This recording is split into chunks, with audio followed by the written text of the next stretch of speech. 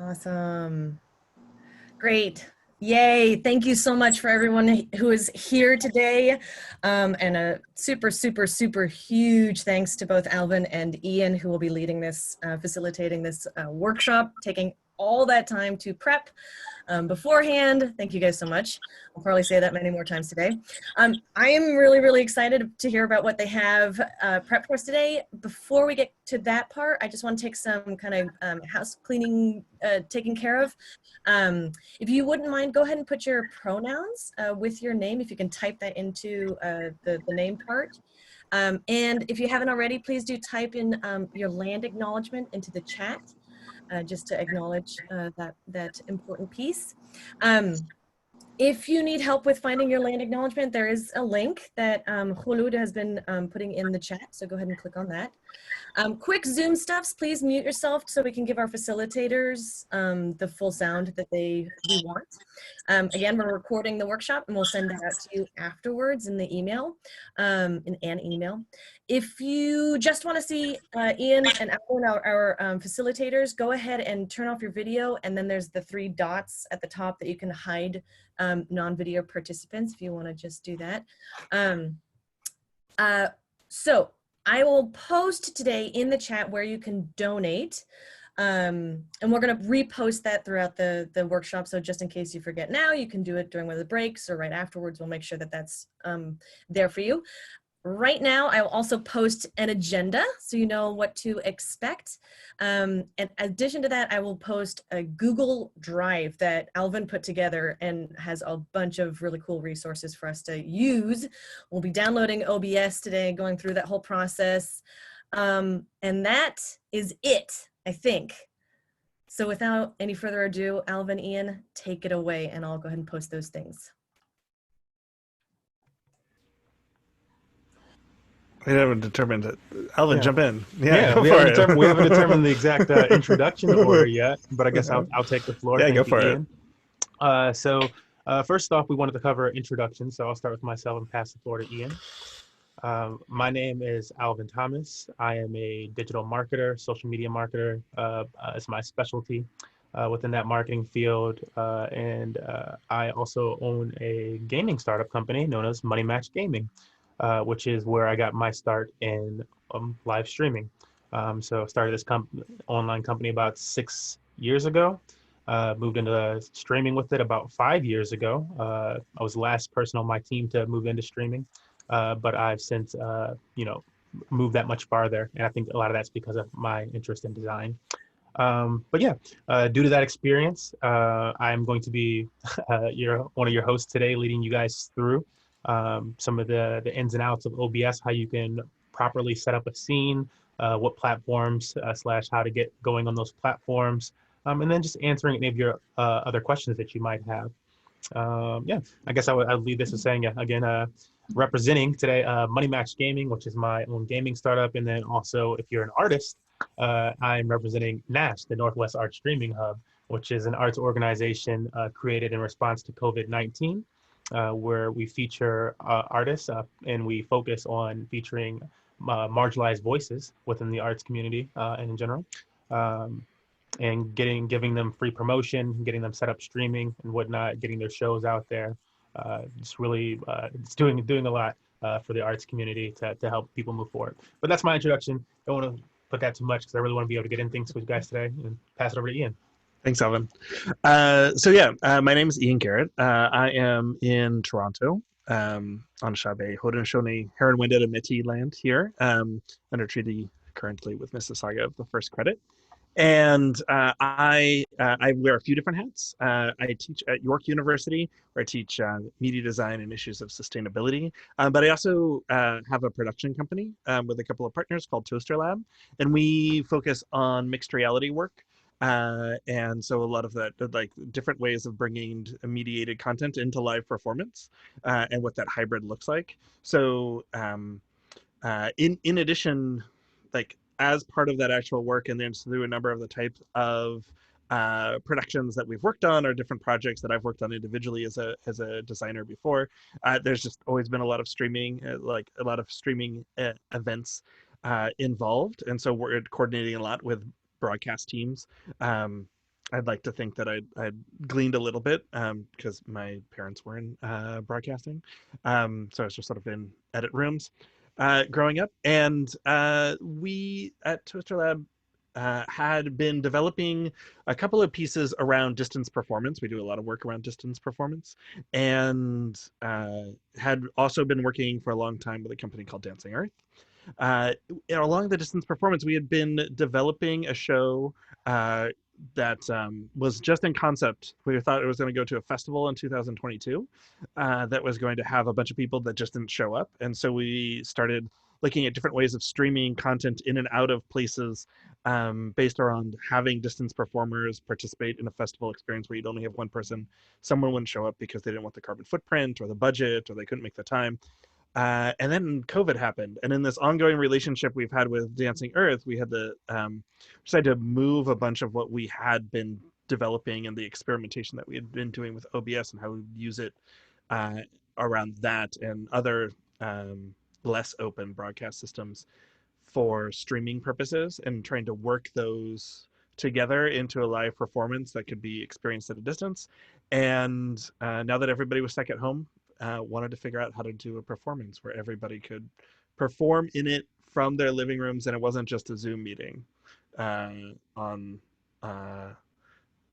boost it up. So we, aside from the general streaming that we've done and familiarity with it, we recently did a project a little over a month ago called Indigenous Futurities with Dancing Earth, in which we had 6 different performers from different cities as far away as Wellington, New Zealand, performing together and bringing them into the same performance space live by using a lot of the features within OBS.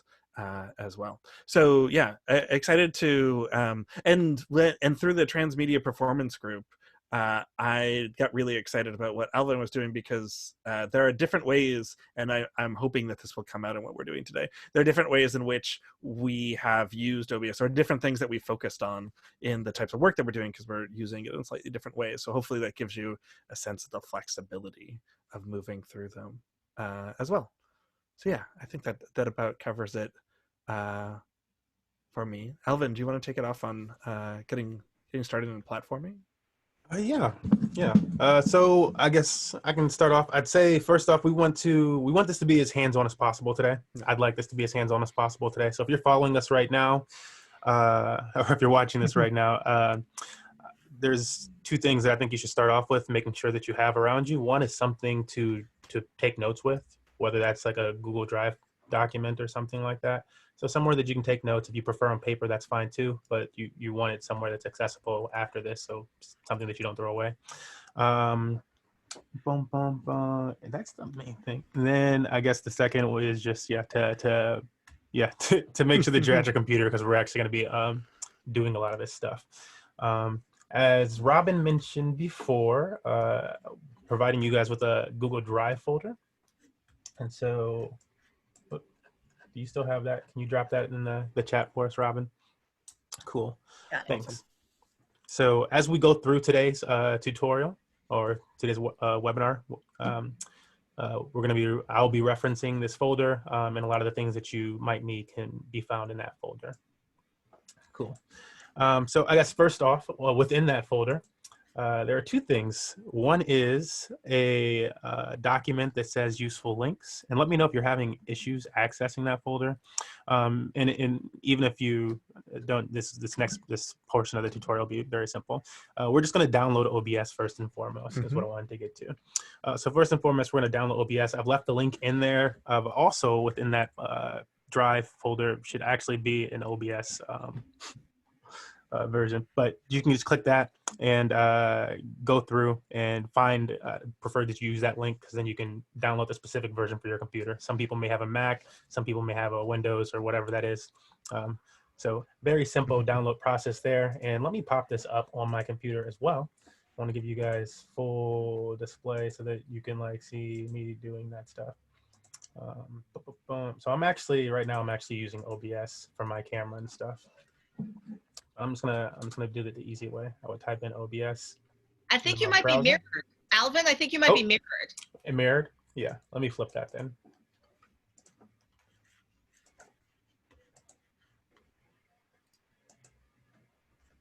How's that? Okay, so I'm gonna make this full screen. I know my computer is very wide, but it's just simply typing in OBS. We're going to the downloads, and then we're gonna select our operating system. In this case, mine is Windows. It's a simple download installer. You choose the folder for that to download in, and you'll find that on your computer. Is it just me, or is it still flipped? Oh yeah. Okay. Yeah, it's still flipped to a certain extent. I don't think it matters. I think Alvin had to unshare and then reshare, but I think we should be fine at this. Okay.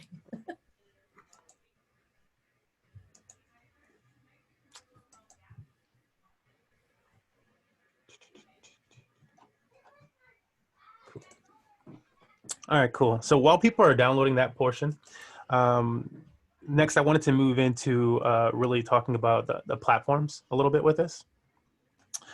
So I'm not sure where everybody is at on platforms where you are with streaming wise. I know a lot of people need to get set up, and so I do want to take this kind of like very beginner friendly.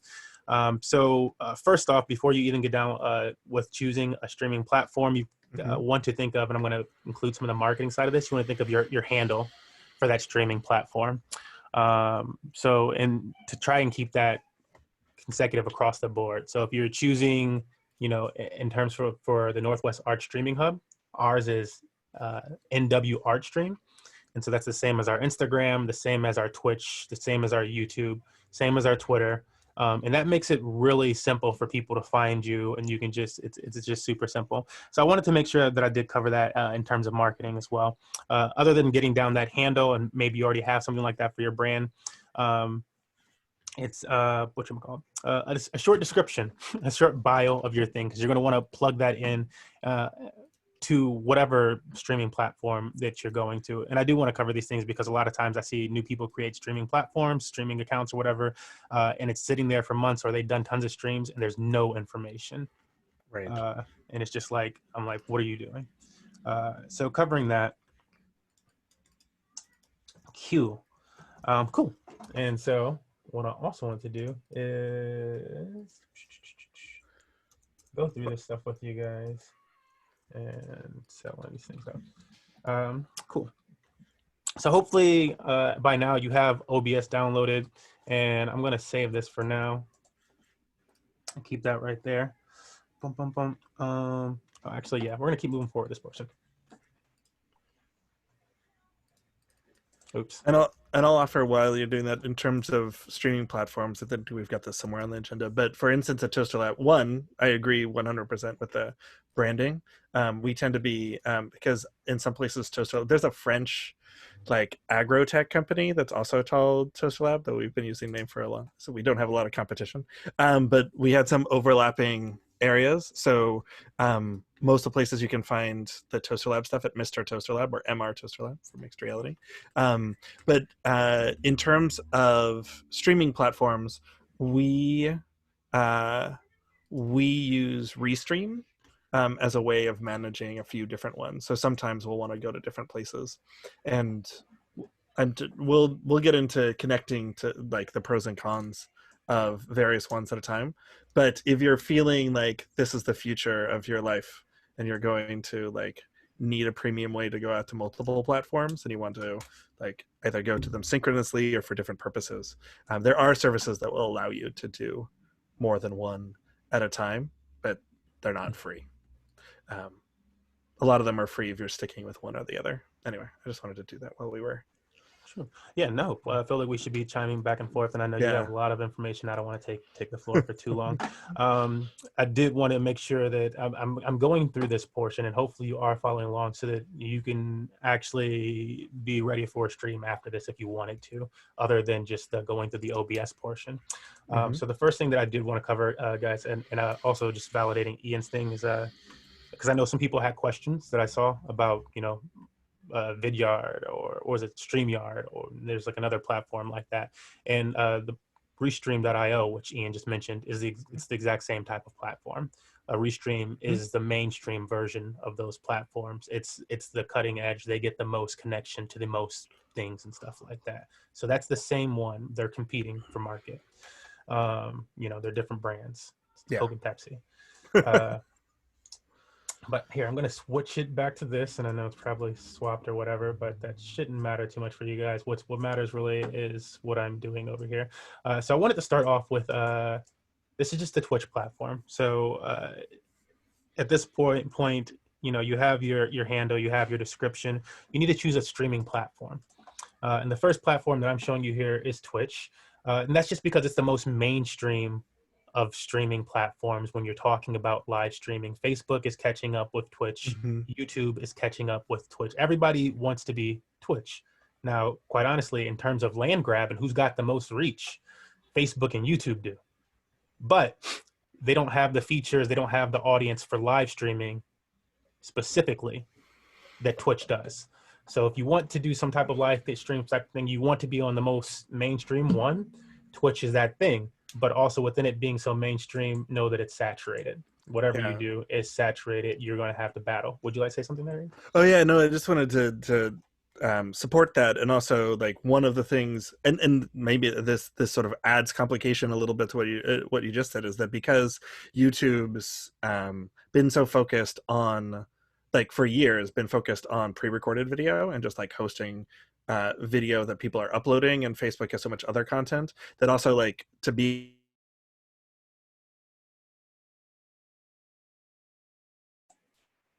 I think you froze for a second there for me, Ian. So I'm just gonna wait a moment. Oh, yeah. My colleagues, this is Claudia popping in to say, I advise us to lean into not making the choice to try to honor our use of time. And Alvin, if you need to turn your computer on and off again to get yourself unmirrored, I want to support that, because I think that for our participants, they're going to be able to track what you, oh, wait, what? You just did it. That was magical. I'm a hush now. Y'all on this. Yeah, there's a feature in there for this that like I didn't click it before. I tried to do it through just Zoom, because you can also flip it on Zoom. But that plugin that I'm using in OBS is like you're not to flip it after you've started the plugin. Otherwise, it might crash the OBS. So I was avoiding doing that. Ian popped out for a second, I think due to some technical difficulties. So I am going to run you guys forward. So at this portion, I did want to present, you know, we're going through that just those are the streaming platforms. And I would really prefer at this point that you guys actually, like while I'm saying this, because obviously we're taking some time to give you a little marketing knowledge and this and that, to make an account on one of these platforms. I'm going to suggest a few platforms for you to make an account on. One would be Twitch, and you can get up and going streaming today. You can make YouTube, but you can't stream on YouTube in the same day. So don't worry about YouTube today. The other one, the one that you might not have heard of, is called Dlive.tv. I'll type it in the chat. This is a live streaming, and I like this one because, and it's also, you can find this referenced in that useful links doc that I left you. I like this platform because not only is it live streaming and you can stream to everywhere else at the same time using things like Restream or StreamYard, like as we were talking about. But this is also a really easy to monetize platform. It's connected to a blockchain. You don't even have to know about blockchain stuff, but just know that it makes it, due to it being connected to blockchain technology, it makes it that much easier for your audience to monetize, to give you free money, basically, from just watching your stream. So if you're pumping audience that way, it's a really easy way to monetize. Twitch does these type of things to a certain degree, but you have to have a certain amount of followers on Twitch for them to reach that monetization level. On Dlive, you can do that from day one. So those are two that are immediate go up. I would recommend Mixer, but Mixer is integrating with Facebook, if you've heard of them before. So not that one. But yeah, I would recommend one of those two. Obviously, Dlive is not saturated as much in background. I just want to give you guys like a gray space one or something like that, just like a off whatever one. And then Twitch is the super mainstream. And then YouTube is going to take at least 24 hours, so don't worry about that. Okay, so once we have those accounts, or actually I'm going to switch over to this. I kind of want to go through this. I'm back. My system just decided to punk out. Welcome back in. Yeah, I'm going to be joining twice. It's sort of, I oftentimes, this is another thing that ends up happening, is that I'll oftentimes, especially when I'm taking audio for something into OBS, join something like a Zoom meeting or a Skype call a second time to not have latent audio. But we can get into that at another point. I'll join with my main system again in just a second. Cool. Yeah, it happens. Alvin, do you have a chance really quickly to answer? We have 2 questions. Thoughts on IGTV? And IGTV.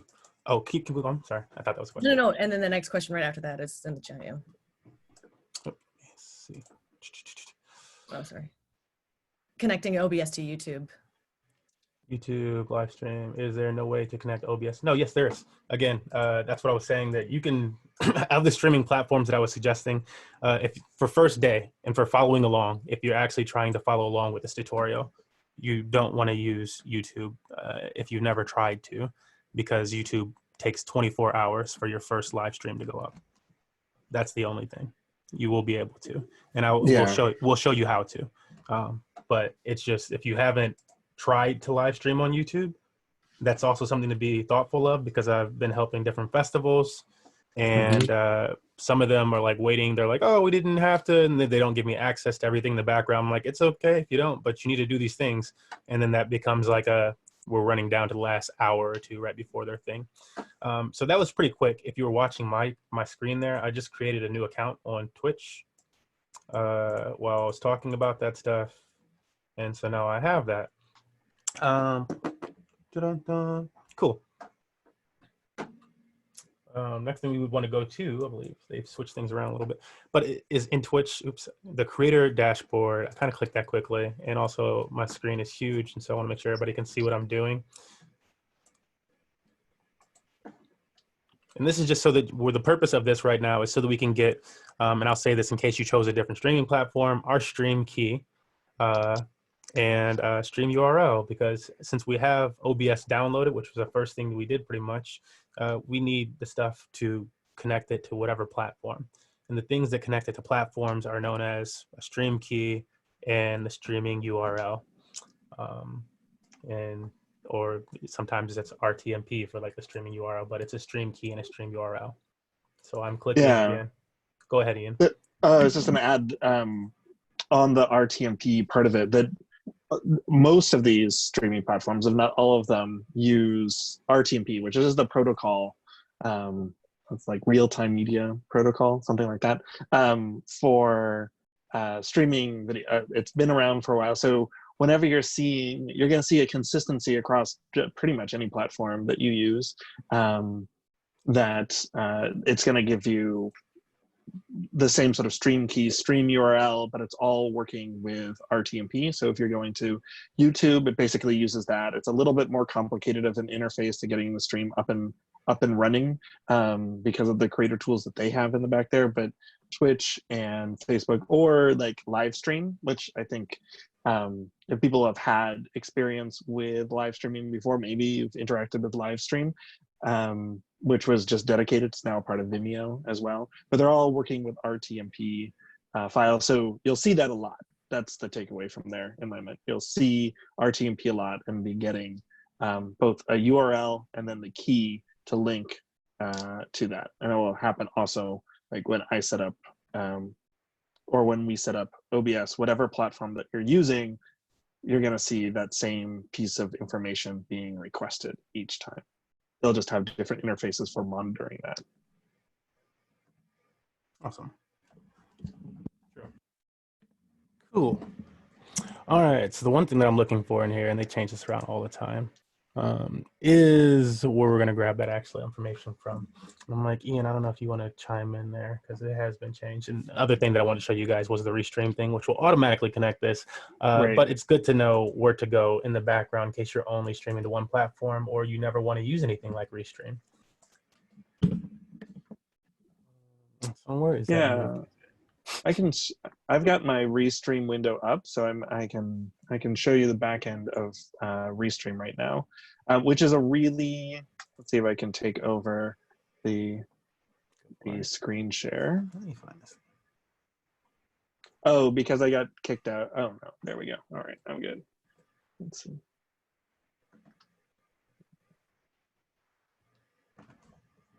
All right, so like I'm talking on a different device than I'm necessarily, and which will be might be important later.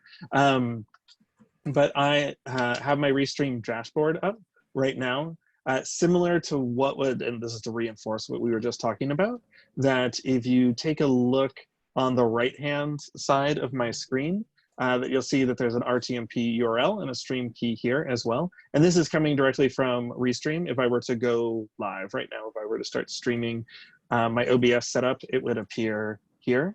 Actually, I think that's what I last had set up. So if I switch my scene in the background, I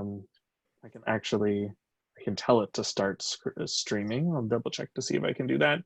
But grayed out on the right-hand side, you can see that right now they're grayed out because I don't have them on, but you can see that I actually have a number of different services, if you look closely at there, that we've got our various Toaster Labs, and actually my own individual Facebook is up here as well. LinkedIn is relatively new. If you want to stream to LinkedIn, you can. But each of these is set up in such a way so that I can start actually streaming. I am set up to go there. So I'm going to go ahead and start sending. It'll take about 20 seconds for it to, so that's my delay. Just to make sure that there's enough video buffer to send to it. So it should start showing up in that offline window in a moment. But once that's set up, any of the services that are on the left, there we go. You can see it coming online right now.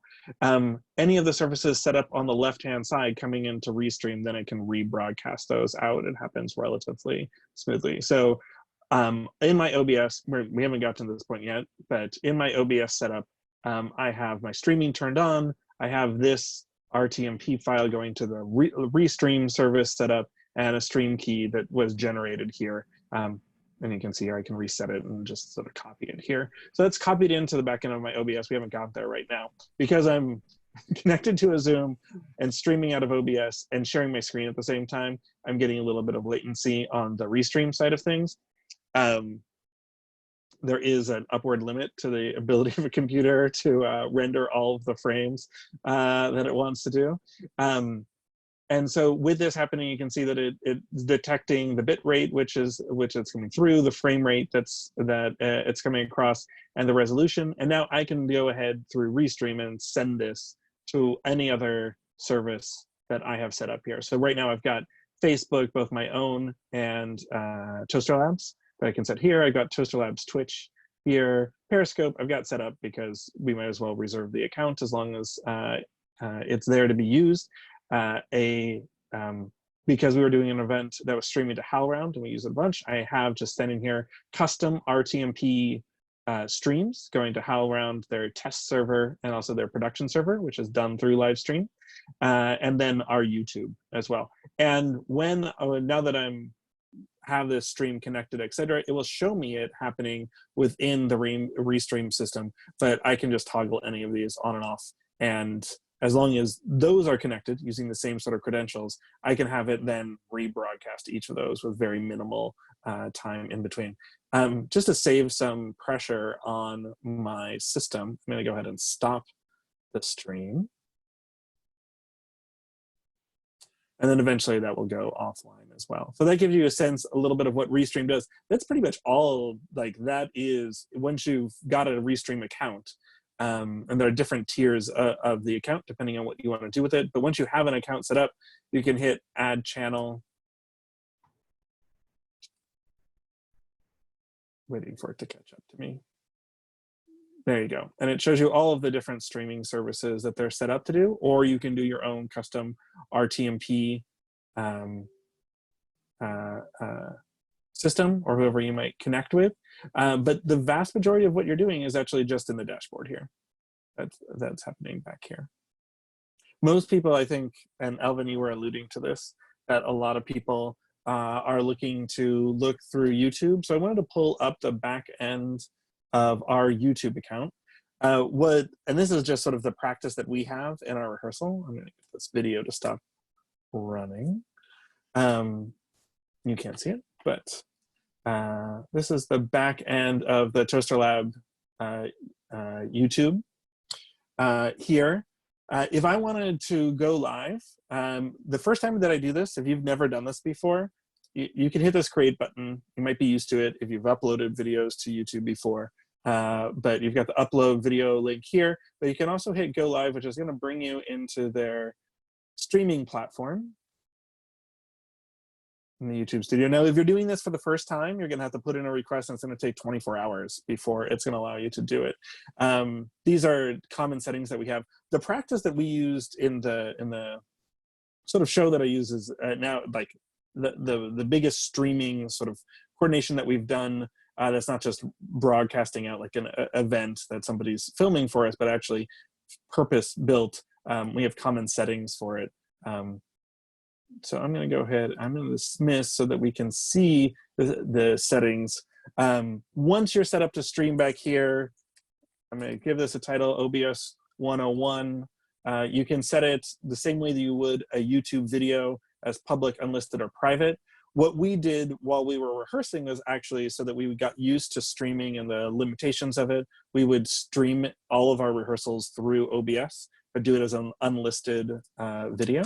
You can create you can add a thumbnail just as you would any other time. If you had a scheduled event, you could turn on the schedule for it. Now the age restrictions have been created. And then once I create stream,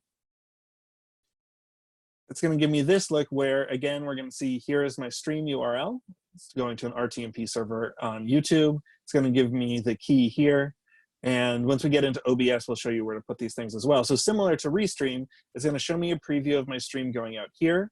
Once it's running, it will also give me the health of the stream, similar to Restream, telling me what sort of data connection I have, whether or not it's strong or not, so I can monitor that and optimize it as I'm going, and also give me access to the chat.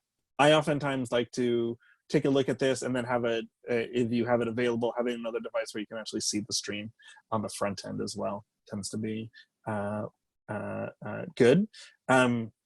Just some of the settings that are back here. If you've got captioning set up, you can add that. The DVR is going to do a recording of whatever's being streamed. It's really useful, I find, because it will process immediately, and then something that you can share out. So in our rehearsals for the shows that we've done through this process, it means that we can immediately send somebody a link to take a look at those as they've been recorded. You can enable, and we don't, because we're using, Restream will kick it on, but in OBS, if you were to start the stream or stop the stream, will automatically go live or not. I've got those turned off right now in the way that it's set up. And one of the things, and if somebody is really interested in this, I can talk to you about this, is also in streaming 360 video as well. So that gives you a sense of specifically the YouTube, which tends to be one of the more popular or one of the more desired places to put it, so that it ends up in your channel and it automatically ends up being something that you can sort into any other videos that you have if you've built up a channel in there. And you can go to it directly, or you can also access it and Twitch and Facebook by going through something like Restream as well. Alvin, it looks like you've got something teed up as well. Oh yeah, I've just been kind of following along with you as you were going through things. So that my screen is actually just your screen right now, and behind it is actually where you can find that Twitch information. If you were on Twitch, it's been moved to just Stream Manager, and in the preferences, you can click Channel, and you'll find your stream key there. And I know Ian just took us through adding that to Restream. But if you were to add it to just OBS in general, so you have your, let's say you have your stream key from there, or I have a YouTube page up now, and this is a different option for what I'm in right now for streaming. This is known as Stream Now on YouTube, and Ian was using what's known as YouTube Events. YouTube Events, yeah. Yeah, so YouTube events are really nice though, just because it's not, other than titling, and because you can title either of them, and you can take care of titling just in Restream. You title all of your streams at the same time if you click that tab right next to the one that you was on at the top in the dashboard. But this is nice just because you don't have to go in, if you're not unlisting the videos and stuff like that. Either way, all we wanted from this is the stream key. So we would take the stream key, I don't really care about these because this is just a throwaway account. And then we'd go into the settings of our OBS with either Twitch or YouTube stream key, whichever you have now. And in the OBS settings, in this gear here, there's a stream section. So in that stream section, I currently have mine on custom, which is what I like to use for when I use Restream.io. You can use, they have one now for Restream.io. I'm kind of like, I've been streaming for like 6 years. So like, yeah, they didn't have that before. But then now you can just do it automatically. I still prefer to use the custom one in certain situations. So I just drop in the custom one. And the reason, I'll give you the reason why I like to use the custom one is because sometimes, like it happened about a month ago or so, and it keeps happening on the internet in general, where there's these outages across the internet because one service provider somewhere in Denver, drops. And so Facebook goes down and YouTube goes, or a portion of them all go down, at least a portion because they're housed in different places and stuff. But a portion will go down. Same thing has happened to Restream in the past. And the way around that, like so that you can still stream, is switching your location because they're based in different places. This is currently using their West Coast, Seattle. And so if like I switch this to Japan, and you can't do that if you're just like in this one. There's no switching that like that. So I like to do that so that I can switch stuff like that, which is, and same thing for YouTube. You can be using the backup server sometimes. It's in YouTube events actually, but there's a backup server for like option number 2. And I've been running live streams where for whatever reason, the first server didn't work and I had to use the backup server. And so it's always nice to be able to plug that type of stuff in. Which is, again, it's just super interesting because I'm gonna switch this so that the recording doesn't just have a picture of me as a child. Which it's super interesting because the one of the issues that we've run into in like streaming to something like insofar as streaming to something along the lines of like when we've done HowlRound or done something with like live stream where we're sending it to them, we've seen that go down. So we'll send it to Restream first and be able to get it so that we're sending out a background like to YouTube and our Facebook so that we can have those go public immediately if that live stream link goes down. So I'd say one of the takeaways is be prepared for it not to work. Yeah. And have multiple ways to get it out there. Right. Yeah. That's one thing for streaming for sure, is that you want to go up as early as possible for something. If I have an event, especially for somebody else, I'm testing that hours ahead of time during that day or whatever. It doesn't matter what time of day. If it was at 8 o'clock and I'm probably up at like 5 or 6 that morning, like if it's in the morning. Do that for my own streams too. And I have weekly streams at different times. But yeah, just always know that things break, different things need to be updated all the time and stuff, and it's not your fault necessarily. It's just the way of the world. But now that we have that information as we are going, I'm going to switch back to this. Oops, I have to do it this way. And while you're getting set up, there's a couple of questions that come up in the chat that might be good to check in on. Viviana, insofar as what you put into the server there, if you're with a pre-existing system, it actually probably has a set of servers available for you. I know Restream has all of their different servers that you can select in the dropdown. In my version of it, as I'm looking at it, I can share my screen and show that as well. Let's do that. So this is my OBS settings that I'll share right now. So right now I've got our the Rtmp server for our Restream set up, and I've got any here. So I can do auto detect as based off of going live the first time. It's going to send me to whichever one is up at that time. But as Alvin was just talking about, they can go down. So you could change them here. Depending if you're going to something custom, it's going to give you what's going here. So it depends on your service.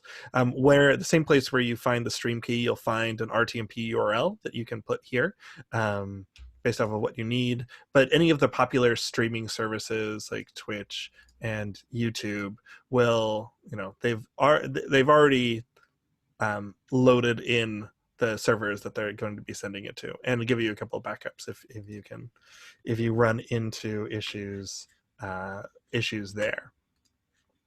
And then there was also the advantage of, we're going to get into right now, I think, or in just a couple of minutes, the advantage to using OBS over just streaming, because it has to do with composition and a lot of what, Alvin, you're doing right now to add titles and things like that. Right, correct. Yeah, one of the reason when you would want to use OBS to stream to Twitch, it's the method to streaming to Twitch. It's not just like that's just like streaming. That's the medium to stream to Twitch. And the reason for using OBS versus just something like your phone or whatever, you know, because there's different options that I can just do this or I can just do that. It's simpler. Is so that you can, you know, you can get dynamic. If I want right now, I can swap. I can be like, oh, this is like a whole different whatever. I don't know. I have like different like. It's just the ability to switch to whatever I want in my window whenever I want to, like that.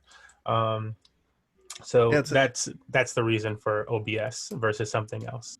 Yeah, and you have a lot more control over that, and then you'll notice it has it in Restream, it has in YouTube. You could just go to a webcam too, but if you're starting to combine other media types, like all the stuff that Alvin's put into the folders, or anything that you might generate, if you want to start like setting those up ahead of time to be able to blend them together, you need some sort of switcher to be able to cue those scenes, so that you've got a shadowing that you can go with. There's some simple ones that have, some basic ones that I've seen online where you can sort of switch between a couple of different things, but there's a lot of power once you get into what you can do with bringing everything into OBS. See, yeah, to keep things moving, I know we only have so much time before we have a break scheduled in. So I did want to make sure that, I mean, we've covered tons of things with different platforms and whatnot. Hopefully you've had some time to write some things down, get things ready, actually get yourself set up for a platform, or at least understand how you might navigate that field a little bit better. As I move into the next portion, I just wanted to show again, this is where you would enter that information if you were, you know, once you have your stream key from wherever, because now at this point, you should definitely understand what a stream key is. If you don't, that's okay. Just let us know. We can go over that again. But you have your stream key. This is my Restream.io one. And if I were to use Twitch, as Ian was saying, you can do that. If you can auto connect and it'll take you to your browser and this and that. If you're connected to the same browser, sometimes, since I'm a marketer and stuff, I have like 8 different browser tabs that I can use at any point in time for different accounts and stuff. So that's not always the best option for me. It'll log me into some other email. And so I'll push the other option so that I can get the stream key.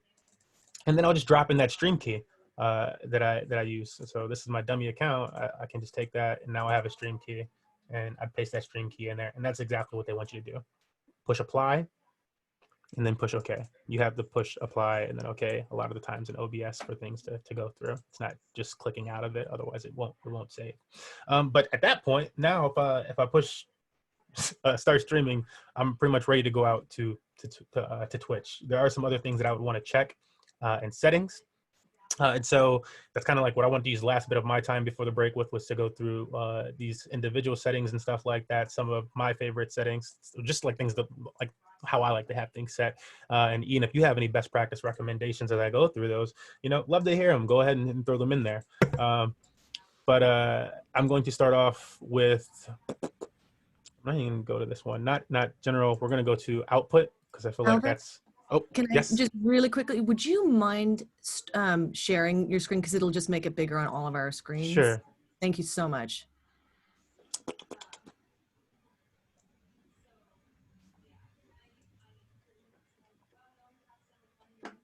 How's that? Awesome. Thank you. Yeah. Cool. So again, I am in the output setting right here. In settings, and I'll go back to that in case anybody didn't see that. Settings, down to output. And if you notice, what you probably have right now is this probably says, whatchamacallit? It probably says simple. So, because you just downloaded OBS. Most likely that's what it has you on. So click that, and I would suggest switching that to advanced. My reasons for switching that to advanced is something that you might have seen, you know, if you were really noticing things. When Ian was in Restream.io's dashboard, or like the destination section, and he was showing you things like the frames and the bit rate and whatnot. Well, to the right of the bit rate, or right underneath it, I believe, was keyframe intervals. And so keyframe intervals keep things, it's to do with the buffering and whatnot on different platforms, but they do matter.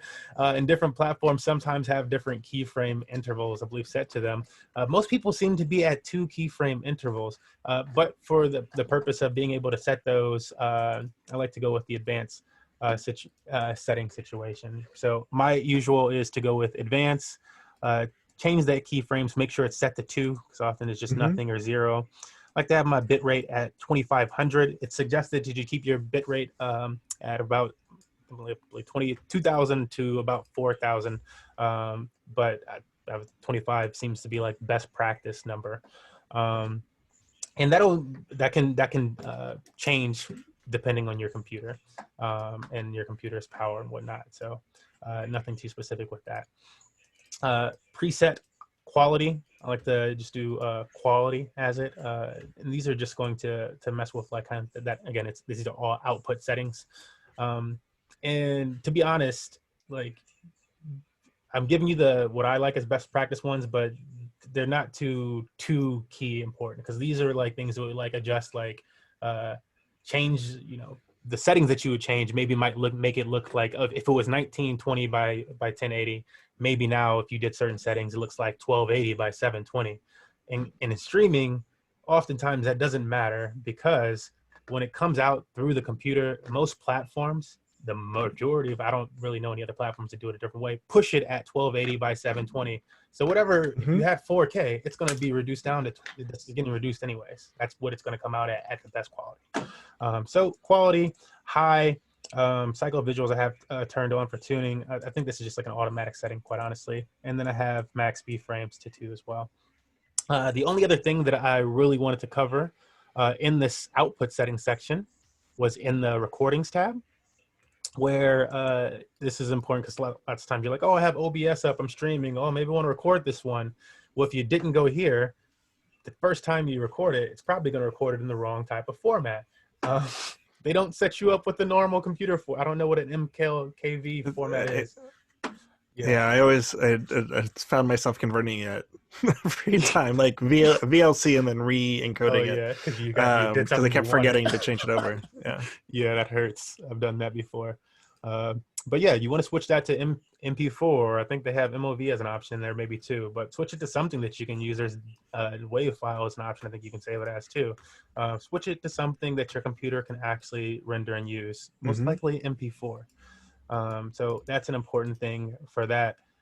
We're gonna leave these. I don't really mess with this.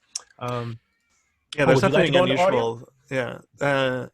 Sure. Yeah, and there's nothing, I would say that I would second all of those. I think I'm just looking at my settings right now, and the only difference is that, and this is on the show, is that we were consciously sending at 1280 by 720, 720 HD, not full HD, just to keep the stream, like, also because of the amount of stuff that I was ingesting, like bringing in remote people puts pressure on the system. And if you think about it, like resolution wise, especially because like Alvin said, like you're going to, like the viewer is not really going to get more than the 720 HD. Like it's all going to be, I put down, and if not lower, because it's going to be based off of the available, like what the user stream is, the amount of data that you're sending to them. So I've got that preset to be send out as 1280 by 720, and the composition that for the profile that I've got up right now is set up to that resolution. And my bit rate at that point was set at 2000, and it was just because of making sure that it was consistent and using as like minimizing my data use, essentially, that I just like kept it at the lower end of the recommended for that one show, just so that I knew that it would be consistent across the different streams. Of safety, I set it at some point to do that, knowing that it was there, and then forgot about it. And the stream worked smoothly, and the video looked, at least the video going out, looked good. I think that when we look at the OBS interface, you can open up a view that will show you, all your status on everything as well, so you can sort of see everything that's that it's doing, and it'll tell you like how much processor power. I mean, that's in the OBS in the lower right anyway, but you can see what your CPU usage is, how many frames per second it's actually rendering, and then also like the stream health and what's going out, so that if you start to see things like choppiness and you know that you're on a good connection, that there are ways of strategizing through those as you're working with. Lorenz,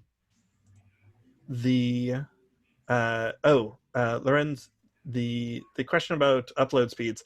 I'm in Canada where our telecom is not amazing, and so I have an uptime on my service of 10 megabytes per second, and I do a hard line in to make sure that I get that from my router, and that's been good. I can send HD, but when I've got a lot of pressure on the system, because I'm also bringing in a lot of things, which I've got much more down speed than I have up speed,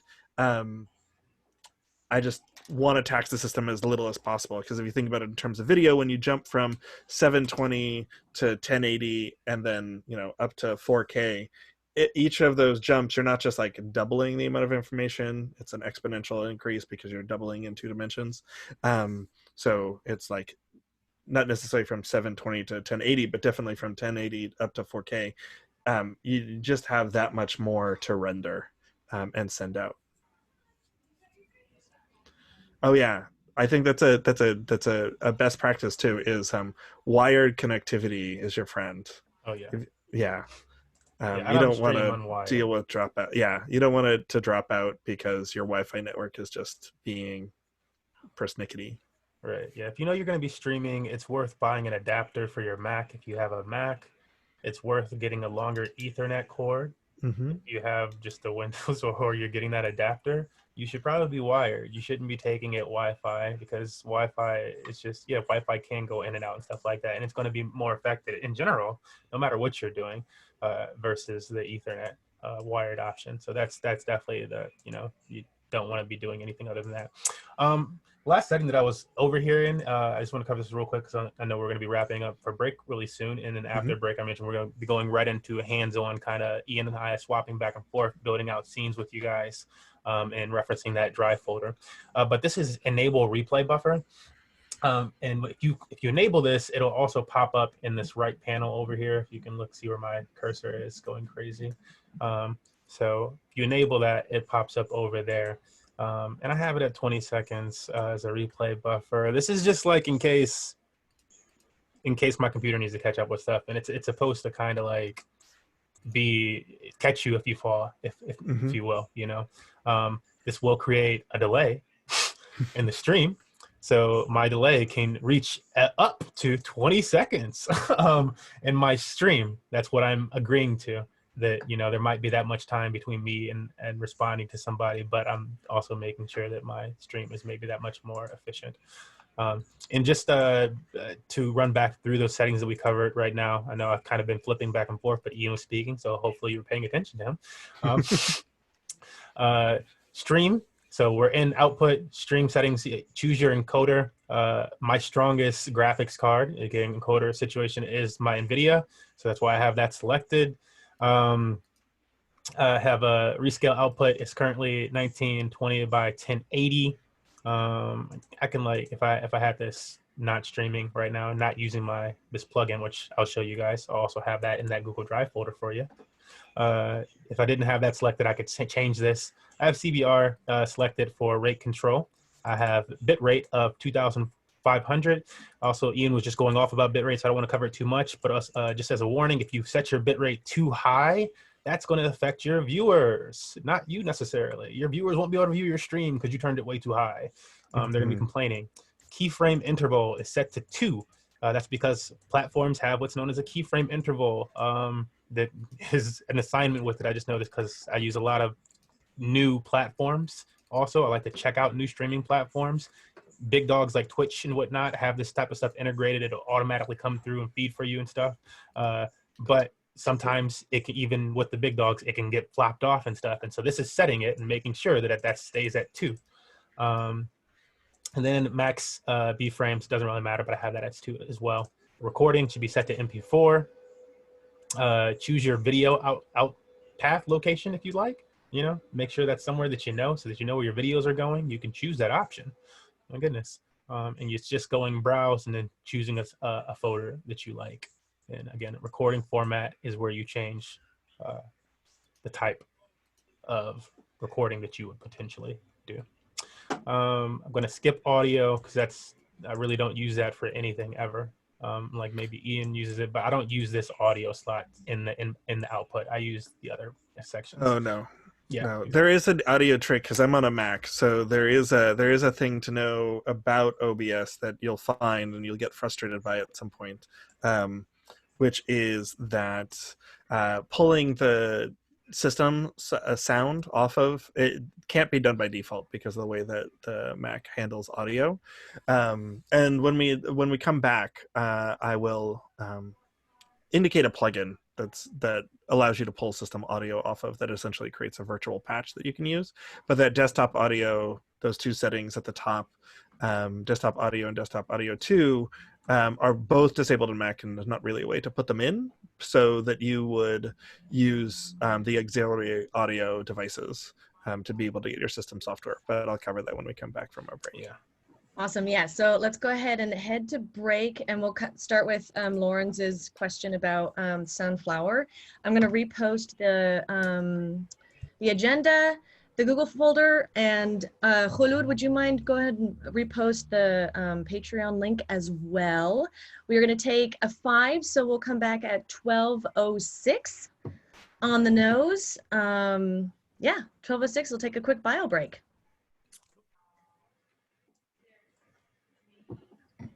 And Thank you for the 5-minute break.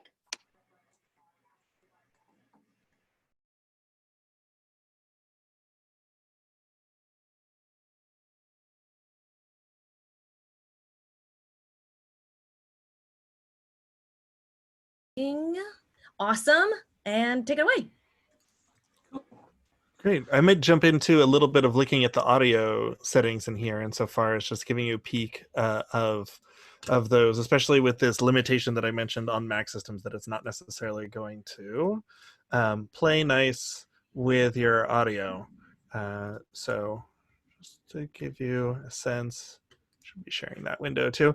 Okay, so if you were reading the menu on Alvin's system, you would have seen this would have said default, but it's disabled if you're on a Mac. It's just not going to be there without having some sort of plugin. Now, they have various plugins that they recommend as well. Because I like a little bit more control over my system, I don't necessarily like, if you look for OBS Mac desktop audio, you'll find something. If you go down to jump down to the third entry here, I've got my mic and auxiliary audios, 2, 3, 4, etc. I've got all of the audio devices connected to my computer right now, which is oftentimes why if you jump onto a Zoom meeting with me, I usually have the wrong one set up for whatever we need to talk about actually is. So like right now I'm going through my Yeti microphone as my input here. What I actually use, if it's not audio coming off of the actual pre-recorded video, which you'll see once we get into the audio mixer, for those who are on Macs who are looking for a way to get audio in and out of OBS in a fairly straightforward way, I use something called VB cable, which I've got highlighted here. I've got it up in another window, so I'll actually show you what that is. Hop over to that window instead. Here we go. It's loading up. Let me go back to share that screen. There we go. Right.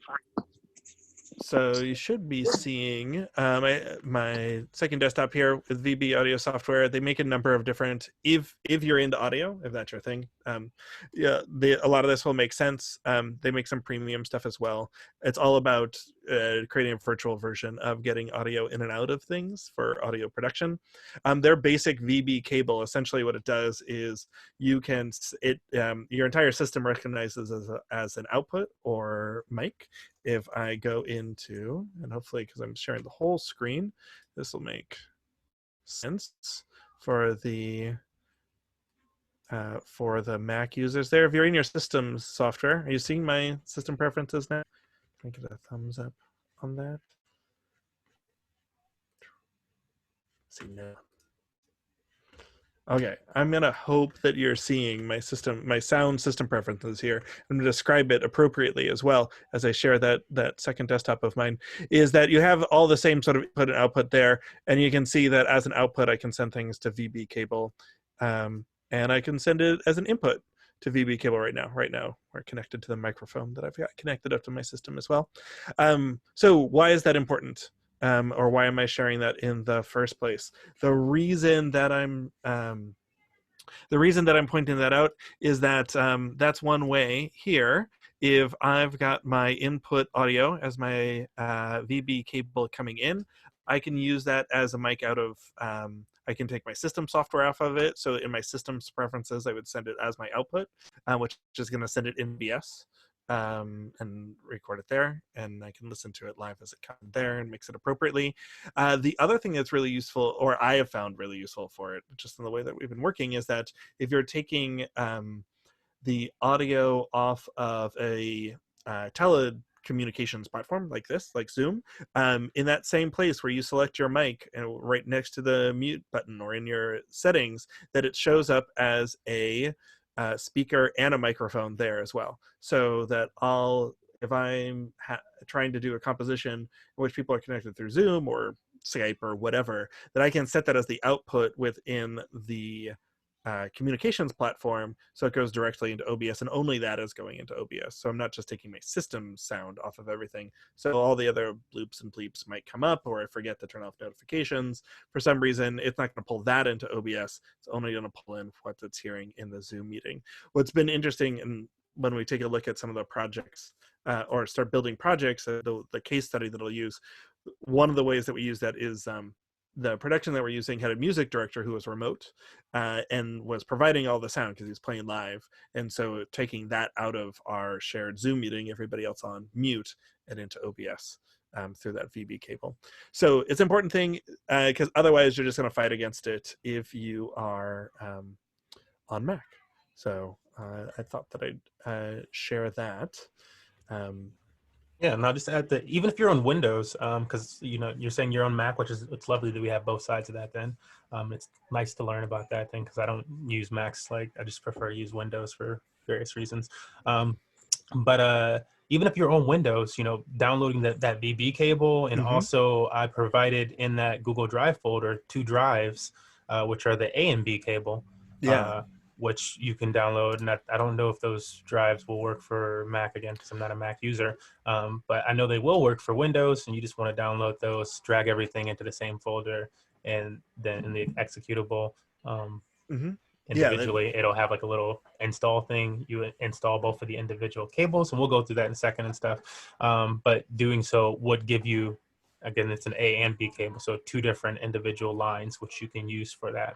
And I use those for, some of the purpose of what Ian was just talking about. If you're running OBS to Zoom, keeping the Zoom speakers on one line, keeping desktop audio on one line, especially if you're doing like a show or something like that, where maybe I'm using my desktop audio to play, because like last weekend, I had a situation where I was doing a Zoom play, and they were like last minute, they're like, oh, we don't have music, blah, blah, blah. Can you find music? And I'm like, okay, I'll get some music from if I had downloaded the music, I could just play the file, and I could have them be on one line, and they could still be talking off in the Zoom, and it would just be playing the file on OBS. So they could talk actually in the background. Fine.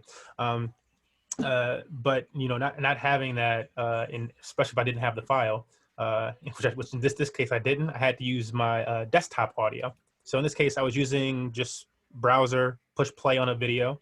It's using my desktop audio, and still they're still talking in the background on the Zoom because I have that line.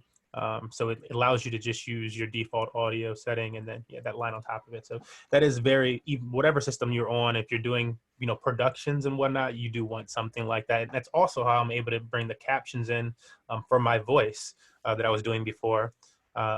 And if I wanted to switch that to Ian's voice, I could do that. And I believe that Ian's VB cable is actually the option to merge the 2 together via one source.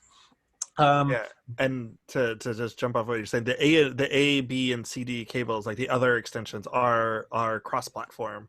And I remember us talking about when sort of the idea for this came up, that like this workshop came up. I just haven't I haven't been in a situation where I've needed that much audio routing. So I've just been using VB cable, but I defer to what you're saying, Ellen, that you can have much more complexity in how you route your audio by using all of those different virtual cablings that essentially allows you to do the patching that you would do on a mixing console, but in the background, so that you can get the audio going to where you want. Right. Yeah, and just to answer the question in chat, I don't have experience with QLab, but I imagine that you can still use it at the same time, or using QLab as an audio source. I imagine that you can still use it as the same time as another application, because I use tons of different, like I use VoiceMod as like an application right now, but it's bringing those in, and usually there's a way to set those into your settings, so that they do become an audio source. Ian, if you have more experience with that though. Yeah, you should be able to, insofar as opening. I think there was a question above to, I'm actually opening QLab in the background just to double check to see whether or not I'm going to tell you a lie, but there's no reason that you shouldn't be able to get audio out of anything, as long as the whatever control system that you're using can sees it as an output. Which, yeah, right now actually I've got QLab. It's automatically loaded in a new QLab show VB cable, so I can definitely get it out that way, and can send it out through anything here. So definitely you can use QLab as your audio source there. You might got I don't know, you wouldn't get as much routing as you would if you were using like an audio interface, a multi-channel audio interface with QLab. You might have to be running whatever virtualization software works with that audio interface, and then you can route that as well. And then the only caution that I have is that the more things that you're doing, asking your processor to move more pieces of information around, is when you start creating risk. Right. Yeah, that's exactly creating risk. Yeah. So running too many programs like that, I just had to try, and I'm like, man, that is creating risk. So it's, even if you test something like that, I would say that make sure that you're testing it live. Whenever you add some type of new software like that, whenever you're adding multiple software, try to do some type of live test, not just running it when it's not live. Because once you go live, your computer's going to kick up that processor. It's going to go that much harder, and then. So it's just a whole different ball game. So just making sure that you can handle those type of things, very important. Elise had a question, that's why I pulled up the settings again. I haven't done anything special with these settings. It's doing it at a fairly high stereo sample rate to get nice and clear audio at the 44.1 kilohertz, sending out as stereo, which is essentially what the system was capable of doing. The mics, as I mentioned, desktop audio on Mac is disabled, but then all just by default, and then everything else that is connected to your system, if it has a microphone on it, it should automatically see it as a plug and play, or if you added one of those VB cables as well. I haven't actually messed with anything else. The meters, essentially, like the decay rate, this is, in my mind, up to personal preference. When we get into the audio mixers, that you'll see the way that it shows audio going out, how you want to mix your show is essentially up to it, and whether or not the audio is doing something, like you're managing the audio, especially in something like QLab, or have a mixer beforehand. It may not matter to you because you might be bringing everything in and seeing it in OBS as just one level. This is really more important, in my mind, in working with audio, if you've got multiple sources of audio that you're mixing in QLab, and not in QLab, in OBS. And then this is really just like the sample peak versus, I'd keep it at sample peak just because I just don't want to put the CPO usage, and I don't get a lot of enough information out of it to warrant changing it as well.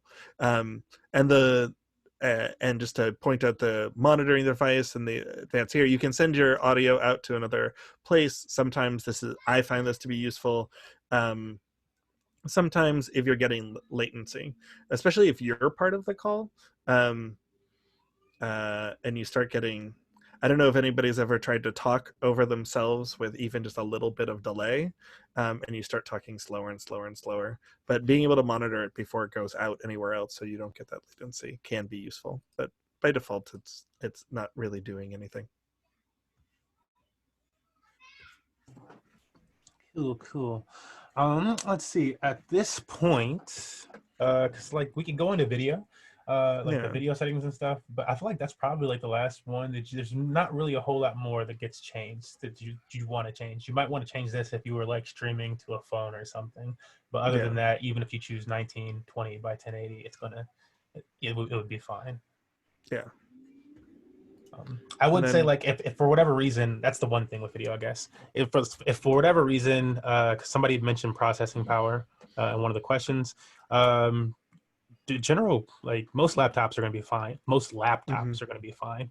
You know, if you have a sturdy desktop, you know, I'm just talking like i7 processor, these are going to be fine.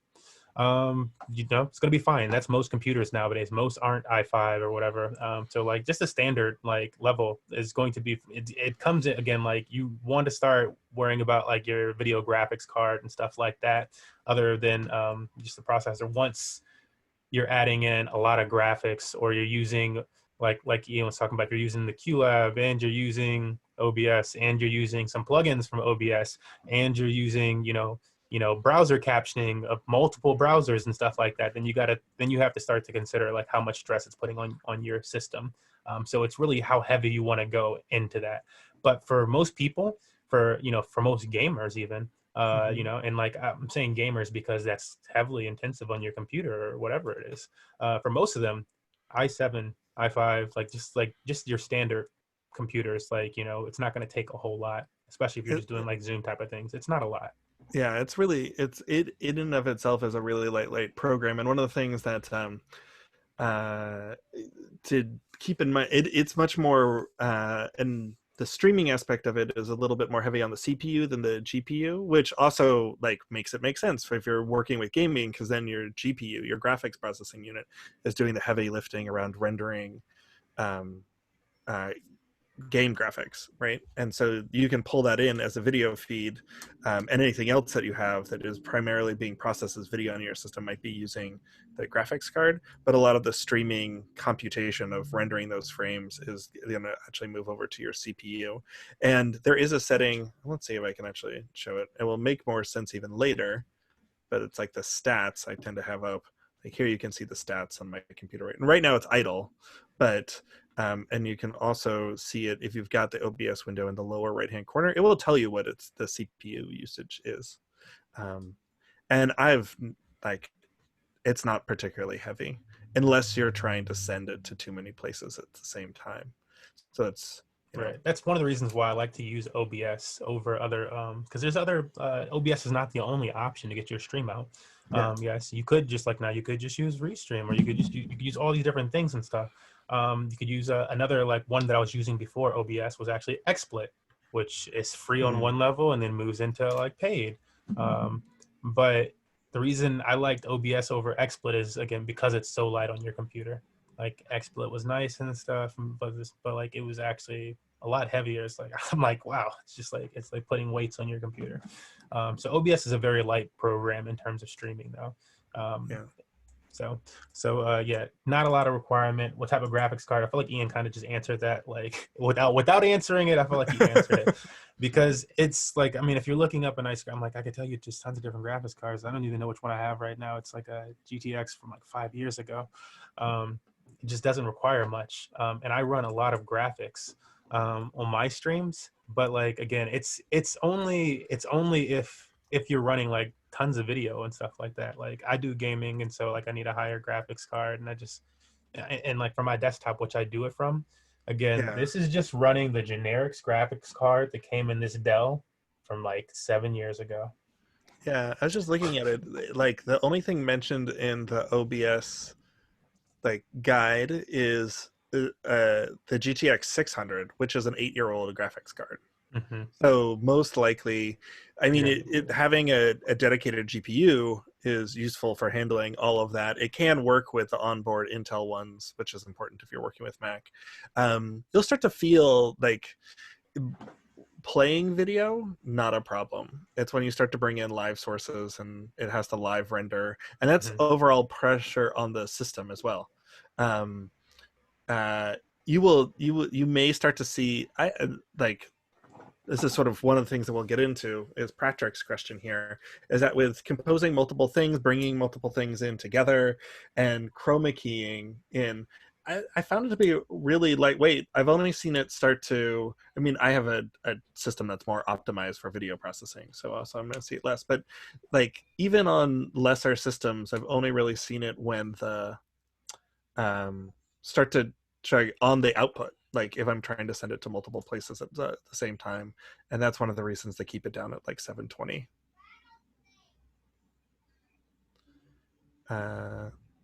8 gigabytes more of RAM is more important. Yeah, the minimum specs say 4 gigabytes, so at 8 gigabytes you should be good, Lorenz. I mean, you'll definitely like it. You'll if you want to play with it, you will find the limits of when you start to see. If you pull up those stats, you'll start to see, especially on streaming, when it starts to drop frames. Right. It goes below 30 frames per second. See, yeah. I guess did we cover all those different questions in there?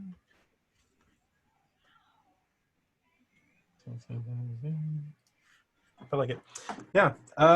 Would you like to start going into more scene building, I guess? I feel Sure. like that's like the next thing. I was going to say, I'll share screen for a second.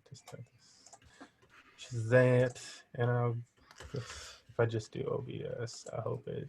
Let me know if this doesn't show my drop downs once I go to drop downs. But at this portion, guys, and ladies and gentlemen, I would like to move into the stream building, so scene building itself. And I'll start off, and I'm just going to make a very basic scene, and then I'll hand it over to Ian, and he can either build upon that or whatever that may be. So I'm gonna. And so far, your drop downs look good. Cool, great. So I'm gonna go to that folder that I made before, just so that I have it there and then know all the different things that I have in for you guys. Okay, cool. So we're ready to make our first. We have OBS open. We've just talked through tons of settings. If you set anything like what we just suggested, your stream is ready to be fire, and fire in a good way. First off, we want to go to the top. I just suggest doing this as a best practice. Going to the top and going to profile. And if you haven't created a profile, create a new profile. So create a new profile, and what profiles do, or like name that last profile, name the profile that you're on. But what profiles do is they capture all those settings and all of the stream key information. So if you enter stream key and the stream URL and all those settings that we just did, the profile will capture them and they will be underneath that profile. And that's what that profile will be used for. So I'm just gonna call it workshop. And you'll notice that nothing changed on my left column here in the OBS. And that's because, again, the profile itself is really just about the settings. It's only your settings in the background type stuff. To change the scenes, you want to make a new scene collection. And so I'm again, like most people would go into OBS, and if you're like, they don't even worry about this. They're just like, I'm just gonna start making something. Wait, I can't see drop down of mine, missing something. Cool, let me see. Let me go back out of screen share and do like a wider screen share or something. I hope this is gonna be big enough for you guys. Okay, so what I did is, and let me know if you can see it this time. Can you guys see my drop down? Is that showing? Cool. It was, Alvin, it was actually better last time. Can you try only sharing the browser and not the entire screen? Yeah, that's what I was just going back to it. Yeah, that's gorgeous. Thank you. And of course, this is one of those things that's the difference between PC and Mac as well, is that if you're on a Mac, it's going to be in your contextual menu all at the top of the screen, not within the OBS branding. But they're all across there as well. If you go across, you've got the same things in the contextual menu at the top of your screen. See, I'll also talk through it. What I'm doing is going to the top where there's the different tabs. So there's File, Edit, View, and Profile. So I'm clicking Profile, and you can either rename the profile that you just made, which is what I suggest doing since you just made all those settings, or creating, and you're new to it, or creating a new one. So within Profile, the first one down is create a new one, or 3 down is rename. Right next to Profile, to the right of that tab, is scene collection. And so I'm creating a new scene collection. And so that drop down is very similar, where the first one down is a new one, and then you could rename it in the third one of that same drop down. You could rename yours. But I'm gonna make a new one just because I have a bunch of these, and this way it'll be blank, like you guys. So cool.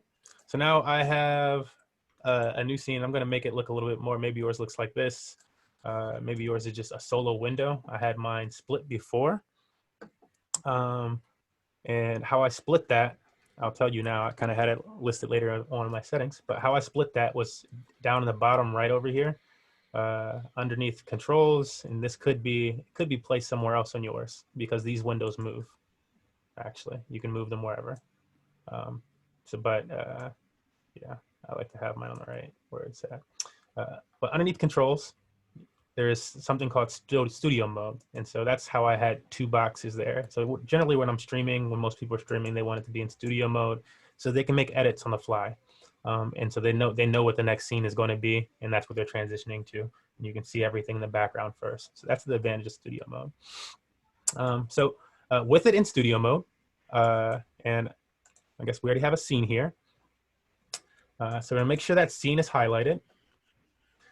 And then we are going to add a background. We're just going to add a basic image.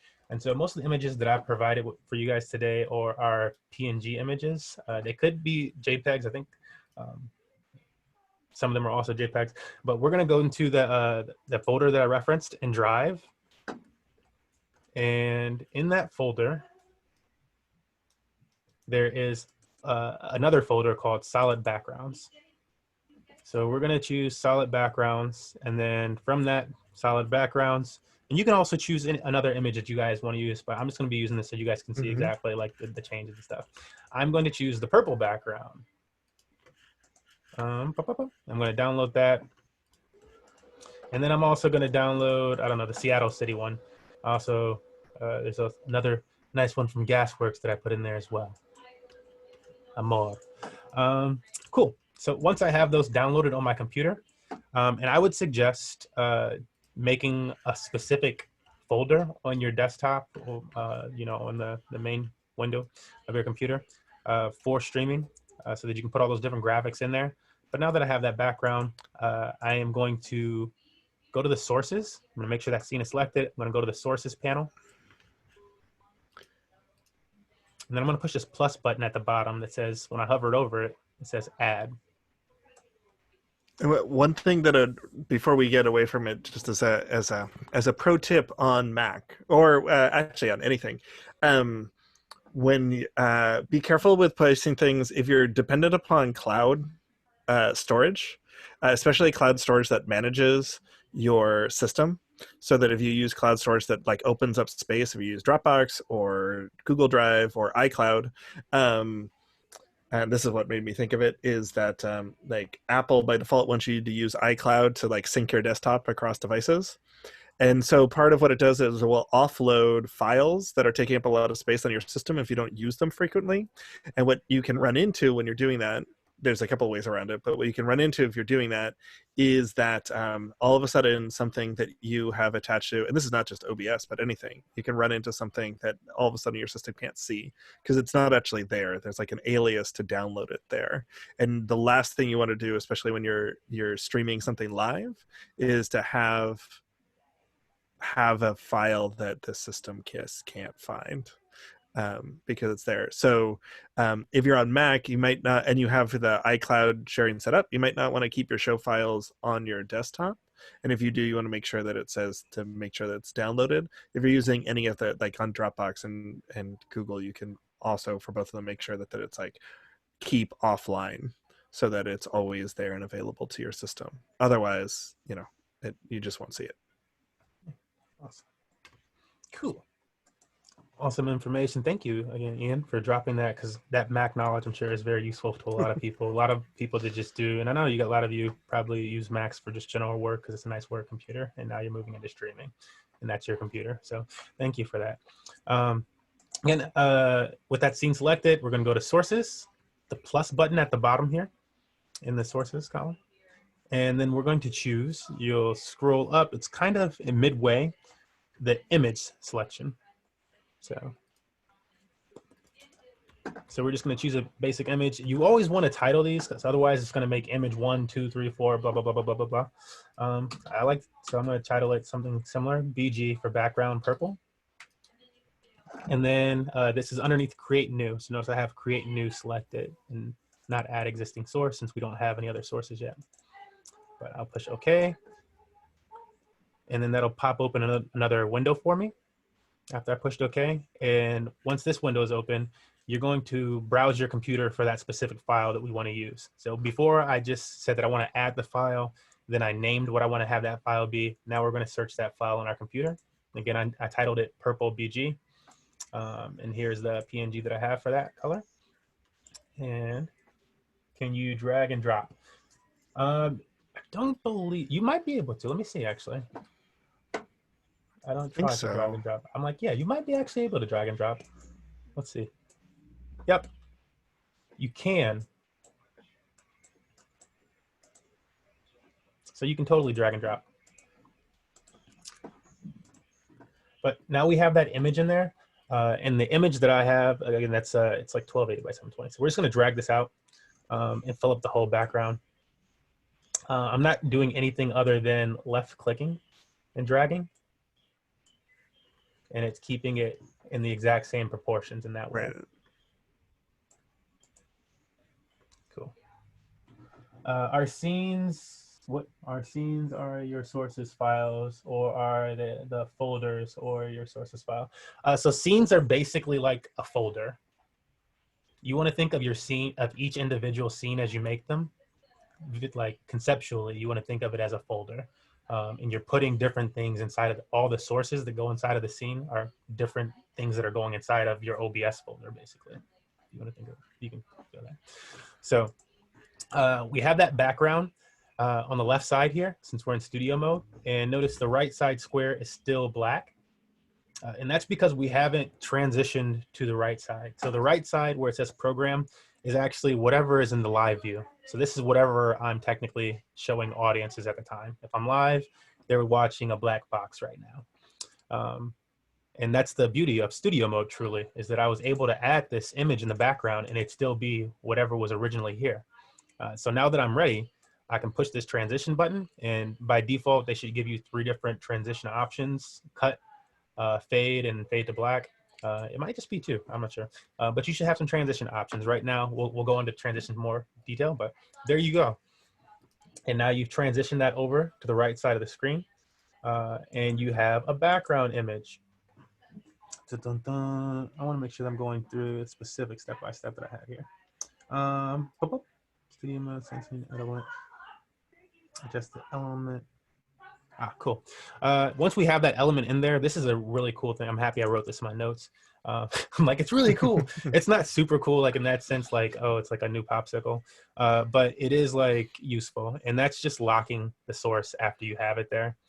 So now that I have that source there, I'm going to click on it so that I know that's the one I have. I'm going to push this little lock button. And all that means is that now I can't drag that around. And so I can't mess that up. That's often useful if you have a background scene or if you're setting names or something like that. It's super useful because once you have, as you start to build out scenes, you're going to have, you might have a lot of different elements going at once.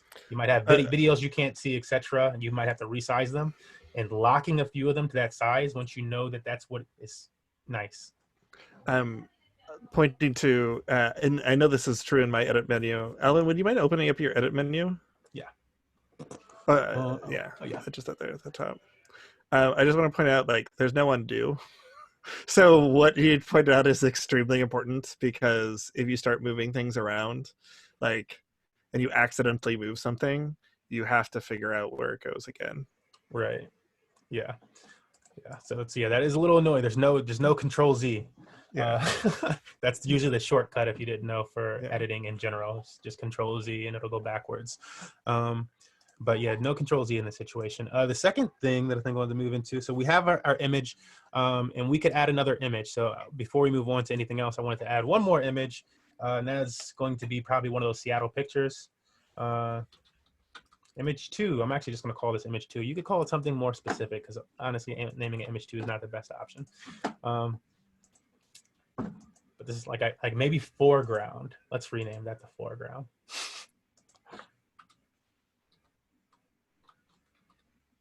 Cool.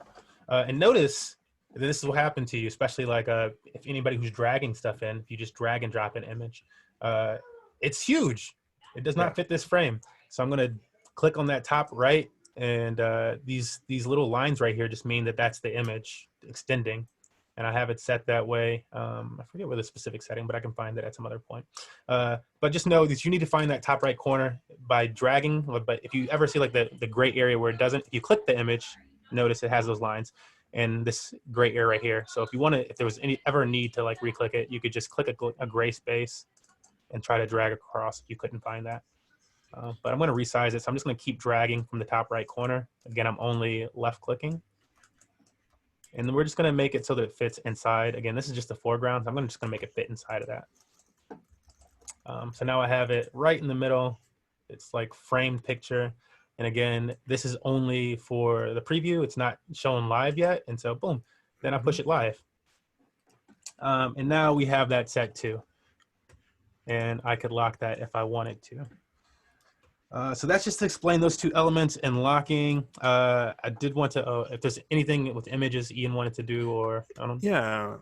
Yeah, just one of the other ways that even when it's when it's locked, you can't resize it. But if your image is unlocked, if you've got under that sources list, you can also, if you need to select an image, not necessarily adding another source, but you've got your list of sources that you've already added in that menu. If you select one of them that's not locked, it will also allow you to select the thing. So if you end up with a lot of things stacked on top of each other, also note that like the order that they're in that sources list isn't the order that they're added. It's the order, like it's the actual stacking order of the in that scene.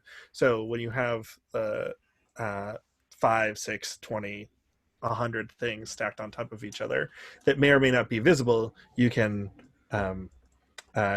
determine which one is on top, what the layers are by the order that they are within the sources, which you can drag and drop, or you can use those up and down carrots to move them around on top of each other. There are ways, like if you it can't seem to resize the image. So you should be able to grab, if you're grabbing the control point, like this little square, you should be able to do that unless you've locked it already. Yeah. And then that would prevent you from doing that. Right. If you've already locked it, you just want to make sure it's unlocked so that you can resize. Right here, if you're watching me right now, I did it fairly quickly, so I'll delete that then. But I just duplicated this one so that I could move that element around and have this one still. So you can duplicate elements by either right-clicking and go into copy, or you can Control-C. And for pasting, I still like to right-click so that I can choose which type of paste option. I'm not sure the shortcut to do it, but I like it's paste duplicate, not paste. Or it could be the paste reference, but I'm going to paste a duplicate. There's different options for those because and the difference is just that one can be edited still, and the other one's going to be the exact same. And so.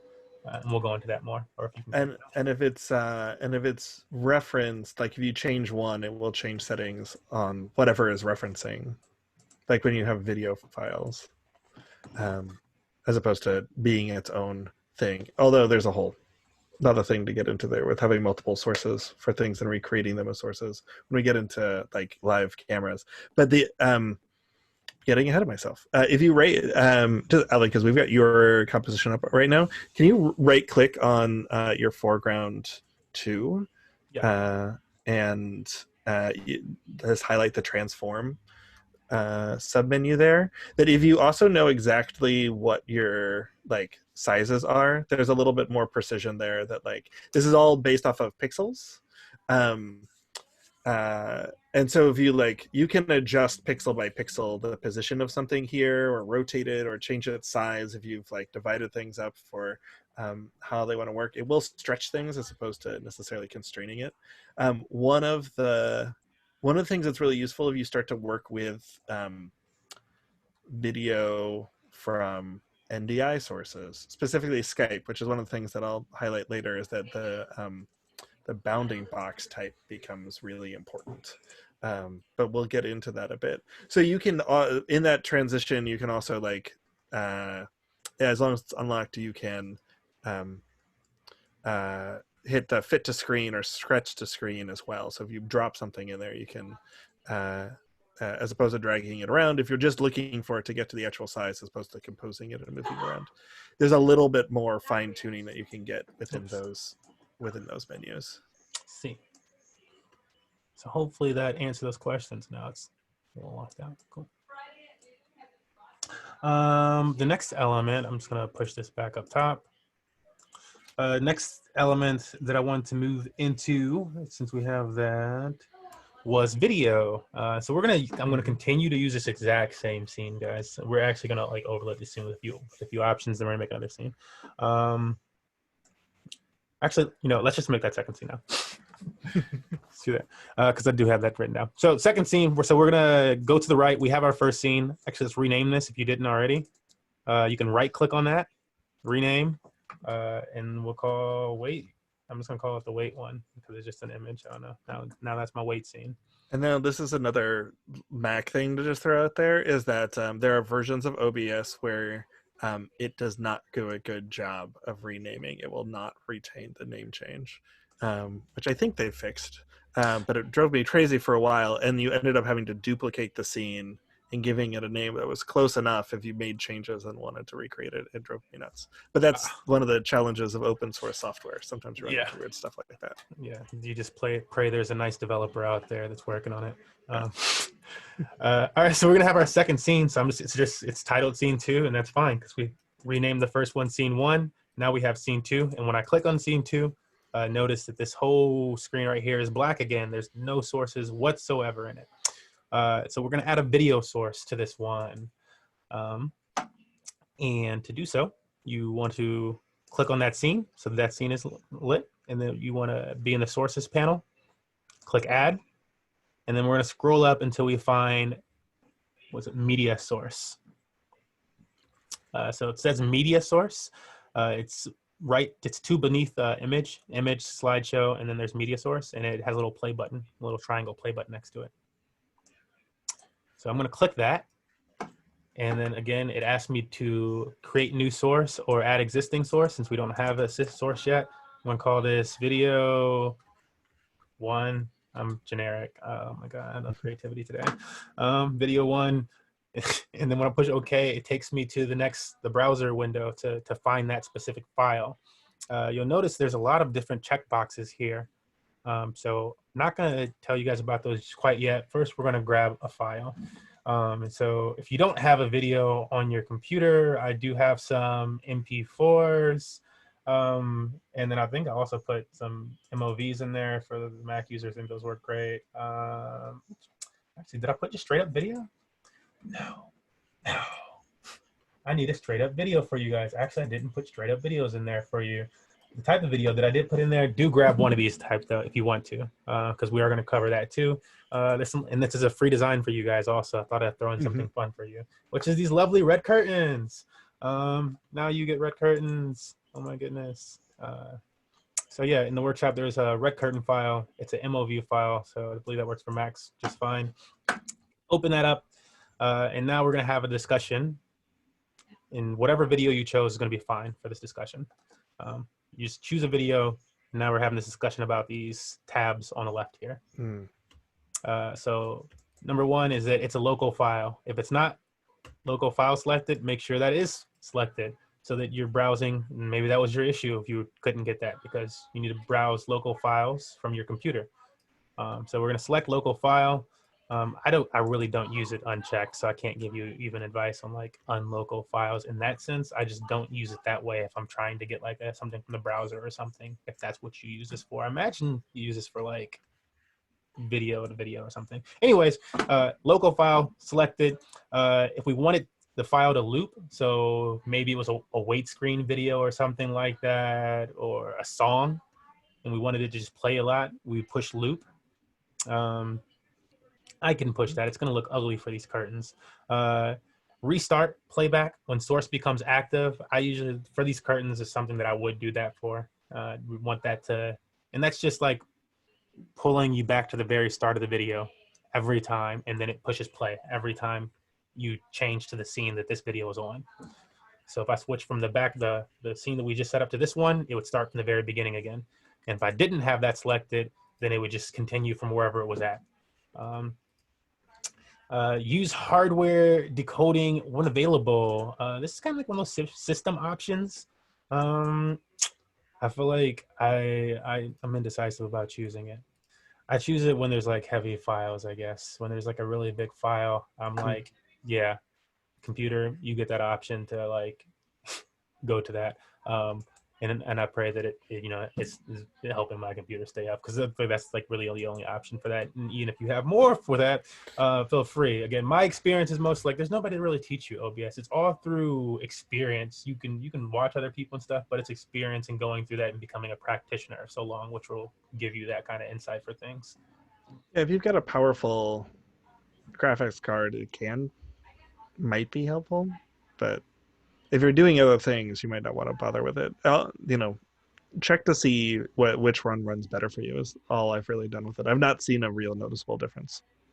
Yeah, exactly. Same. That's why I was like, I kind of just pray. So show nothing when playback ends. So this is in the case that you had a video, and this is also kind of important because sometimes, there's a video, maybe you were showing a video and you were like, oh, I'm going to have this over the top of that foreground we made before. And when the video finishes, this will be my intro. When the video finishes, it'll disappear and then people just see me. And that's what you're thinking, right? And then like the video finishes and it just has the end credits of the video stuck on screen. And that's because you didn't click close file when inactive. And you can also just do that even if you just want to play a video and you want it to go to black afterwards. Great way to do that and make sure that you're not just holding some weird freeze frame at the end of video, because it actually gets awkward when you think about the stuff that people end videos on sometimes. But also that's a really nice thing to just know that that's there and whatnot. I want to move into one thing, which is why I can't see that video on the left right now. So I added a new video, we can see it there, but I can't see it on the left. This was something that's bothered me for a while, and people would ask, well, it didn't bother me so much, but when I started to work with people, they were like, it bothers me, I can't figure that out, why can't I see it?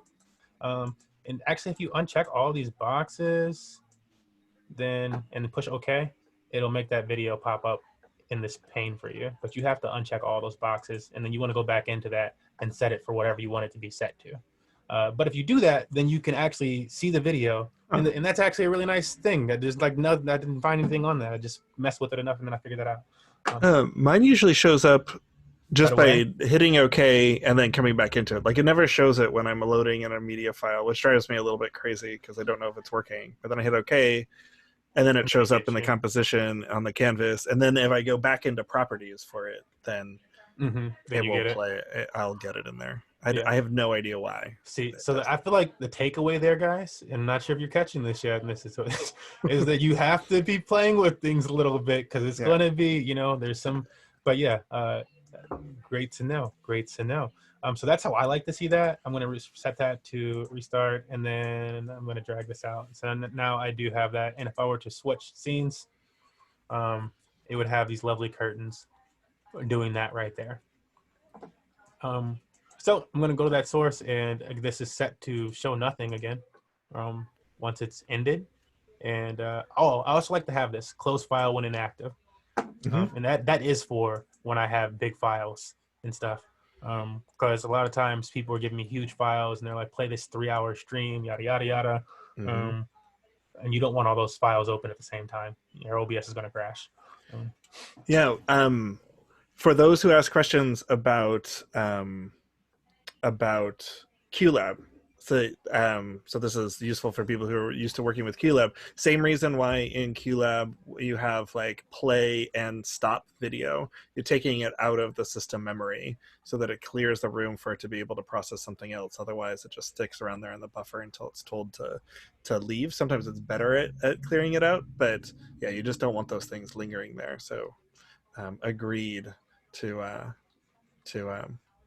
make sure that it closes the file once you're done with it. All right. So we have that, and that's in there. The next thing that I'll kind of want to show you guys with this, and hopefully you have those settings there. And if you have a different type of video, you didn't use the curtains, it's not going to work quite the same as what I'm about to show you. But you can still do that, and I'm going to show you something else, which is why it won't really matter. Which is that you can, so I have the weight scene selected, and we have all that stuff in there. What we're gonna do now is something that a lot of my friends that stream and stuff don't even think about this, but like other people, if you're watching tutorials, will say something about it probably, which is that you can add a scene into a scene. You can have sceneception. Oh my goodness. Scenes all the way down. Yeah. So push weight, and then go to sources panel, and then plus, and then scene, which is right underneath the media source, which we just used for video. So we used image, then we used media source, and now we're adding a scene inside of our weight scene. So we're gonna click that. In this case, we don't wanna create a new scene because we already have one existing.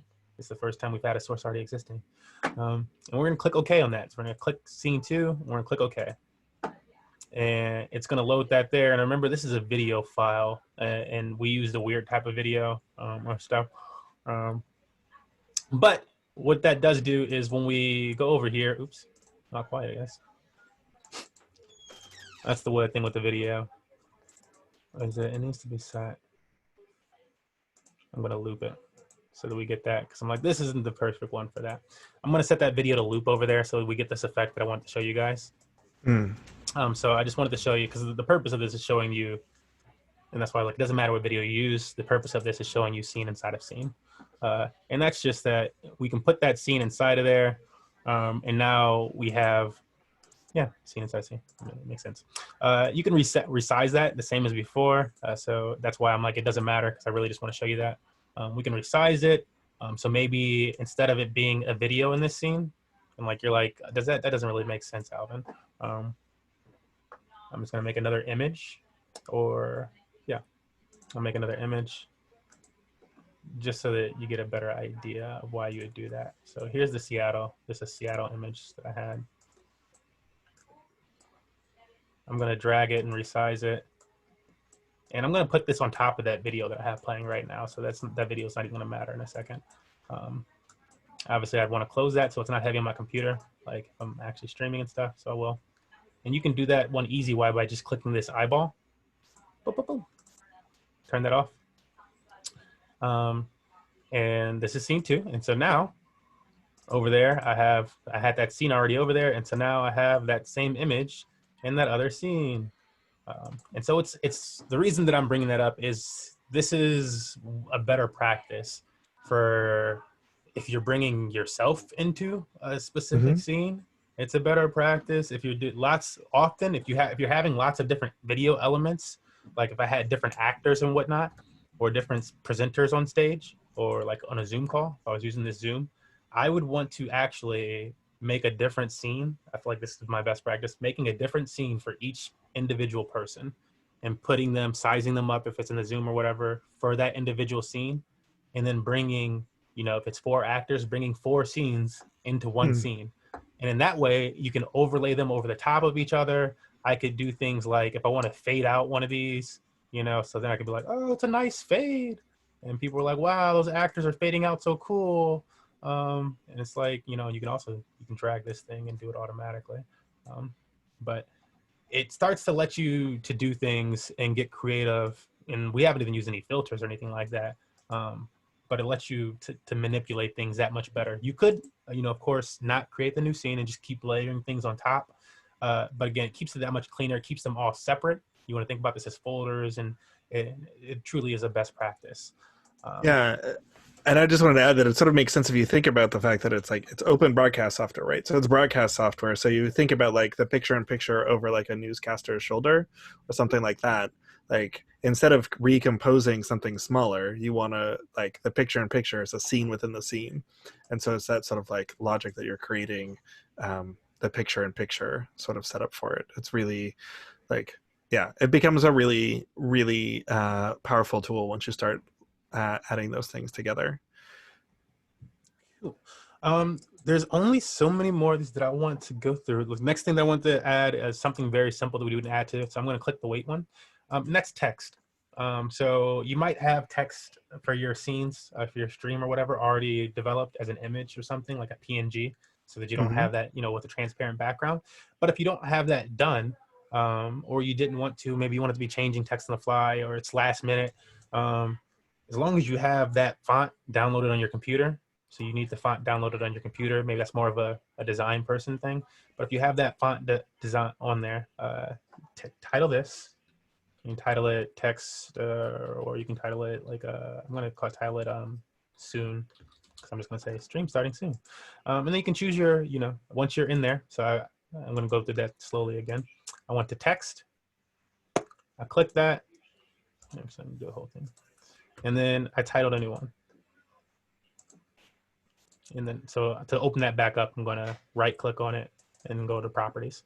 And so in these properties, you can select the font. So I'm gonna select the font, just something, I don't know, like encode sans. Sans is, yeah. So, and then we're gonna say starting soon.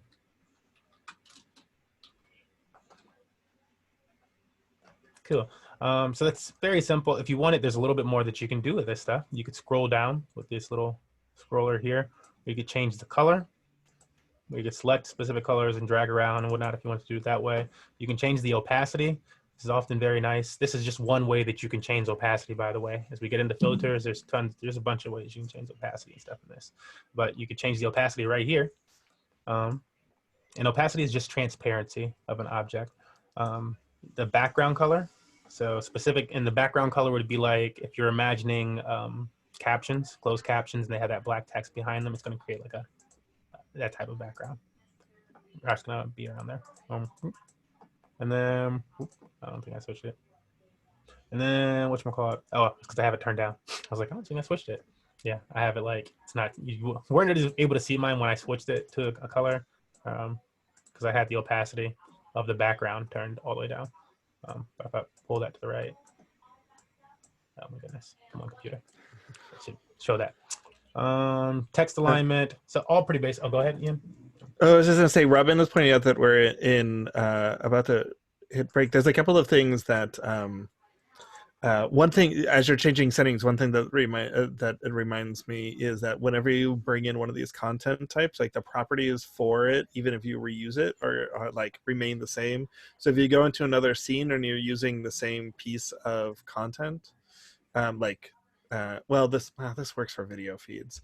Sometimes you have to have multiple versions of something, like mapped to something, because the properties travel with it. That is true for NDI sources. But we'll get into that. I was jumping in because Robin pointed out that we're at break. I think it would be really good for us to, like, when we come back from break, talk a little bit about how to get live video into your composition. Yeah. There's a few different ways to do it, and other sort of like dynamic sources. Yeah, well, yep. Awesome. So are we ready? We'll take one more 5-minute break. Yep. Cool. Awesome. Thanks, guys. So meeting back at 1:08. Cool.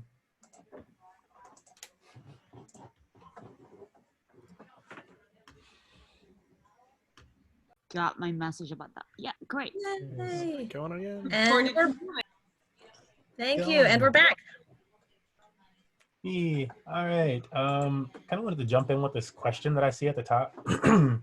Well, there's two. One was how would you bring in participants from Zoom? And so I'm going to do how I do that, and then Ian's going to take you guys through how he does that with the NDIs, which I also find very interesting.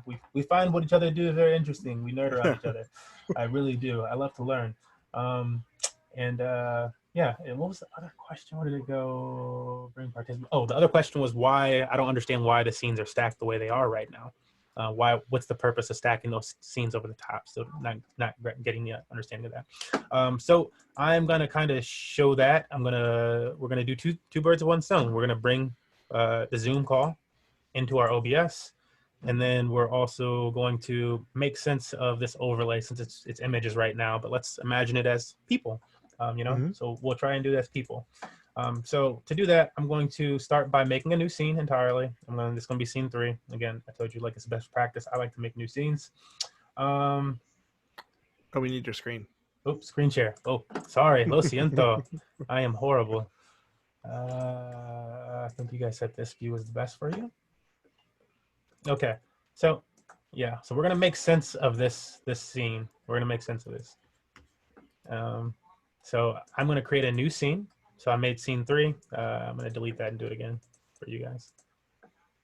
Boom. So I just push the plus button. It says scene 3. I add it. Now that I have scene 3 selected, I'm going to go over to the sources column. I'm going to push this plus button. And then I'm going to push window capture, which is the very bottom one right on above groups. So above group, window capture. And then I'm going to call it zoom. And then zoom 01. I like to number them because if you duplicate, then it just, I don't know, it starts to, it'll number things in general, but this is a design practice that I like to do for like After Effects and stuff where it makes the number correctly. And I practice to this. It should duplicate the number over better. So I push OK on that, and it gives us kind of like that browser type of, you know, window that we've been getting before on all the other sources. And if I push cancel, I'm going to go into that. That's in the properties again. So if you get out of that and you, for whatever reason, go into properties of that source, and then where it says window, because again, we went to window capture. And so it says window. And then we're going to choose Zoom group chat. Oh, no, not Zoom group chat. One of these things here.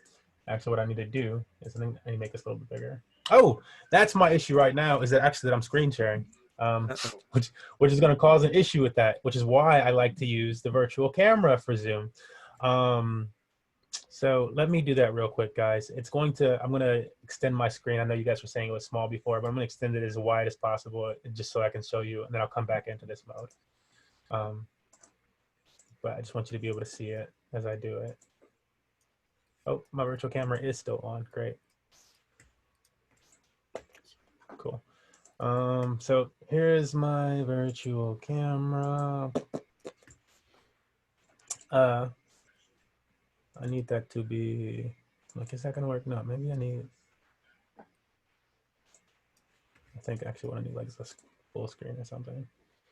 Or to have my virtual camera on school. That's what I need. Sorry, I'm trying to figure out how to like show you guys now, because that is an issue of like screen sharing the Zoom while presenting to people. But I got it solved. We're gonna do a full desktop view in the virtual camera. Sorry about that slow up.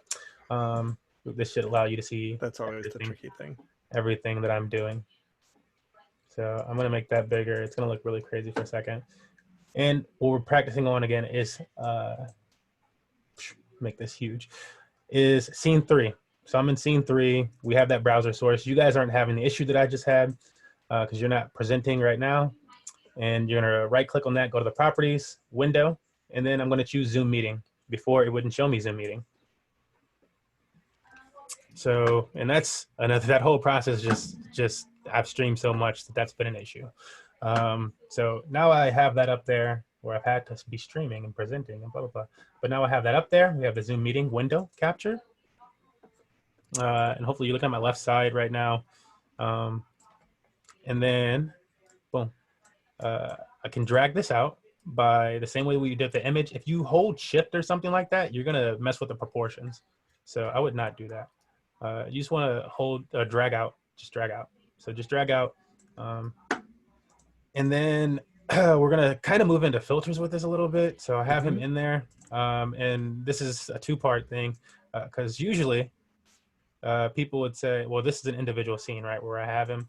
And usually bad practice would be going into filters, and then you could do things like crop him. I think there's a crop filter. So I feel like a lot of OBS tutorials and stuff like that that I look at online are like, go to crop. And you start to crop the person and stuff like that. But as Ian mentioned before, when you do that with sources, it kind of like, it stays across all the sources. So you don't necessarily want to crop if you don't have to crop. So this is an individual window in general. So we got scene 3 with Ian, and I'm just gonna show you guys how I like to do this. Is I like to drag him out as big as possible. Well, I don't have to make it that big yet, I guess. The latency is fun. It's gonna make it difficult. I like to drag him out, and then what I'm doing right now is holding Alt. So I click a line and I hold Alt, and I'm actually able to crop that way. So I can hold Alt and crop, and then grab this other side, click it, hold Alt, and drag in. I'm just holding Alt and dragging in these sides. And in this way, it won't transfer this across all the other scenes and stuff like that. It's just gonna be on this one that I'm editing. If I were to copy and paste this, it's gonna paste it as the original not as this thing, like unless you do it right. So I'm able to do that. And then now that I have Ian and he's in video format pretty much, I can just drag him out. And so now he's filling up that whole scene 3. And then I'm going to go to our wait scene. And we're going to add another scene to the wait scene. Hope I'm not moving too fast for you guys. So we dragged Ian out in scene 3. Now we're in our wait scene, the one that's titled wait scene at least. And we're going to add another scene to that. And the scene that we're adding is Ian, who is scene 3. We could call him, we could rename that Ian if we wanted to. Obviously, in scene 3, Ian is taking up the entire screen. So I've clicked back to scene 3 to show you guys this. He's taking up the entire screen, right? So when I add scene 3 in there, he's taking up the entire screen. But the beauty of adding a scene inside of a scene is when I resize the scene that I've added, when I resize that source, the source to the new scene, I can just drag it and he becomes smaller again. So boom. Now I've added him, edited him in another window and it's not like being affected in here. And now I have Ian right there up in the top right. And so that was kind of the, hopefully make more sense of like why you would do that with these individual windows. Maybe I don't want the background there. And then maybe I want something like this. And so now all of a sudden I have on my right side where it's not all Inception, this lovely Ian where it says break underneath him and a picture of Seattle in the background, which could be a video. And that's kind of how you want to do that portion. I'm going to turn it to Ian for a second and see what you have to say and get off in this mode. Would you mind stop sharing your screen? It's just so weird to watch myself in the composition. So the project that I've been working on to do, and this might get to something that you're asking, Patrick, actually. How I do something similar a lot of the time with using Windows. Like you can pretty much by this process bring just about anything into an OBS composition. Like right now you're bringing in the Zoom meeting in there, but as you can see in the input sources there, when you're selecting what the window you're looking at, you can bring just about anything in, and then there's different ways of manipulating that so that you can do other things with that. For a recent project, it actually didn't work its way into the final thing, but we wanted to have someone have a light or a live Facebook Messenger conversation. So I was using the Facebook Messenger. I'll show you how to do this in a second.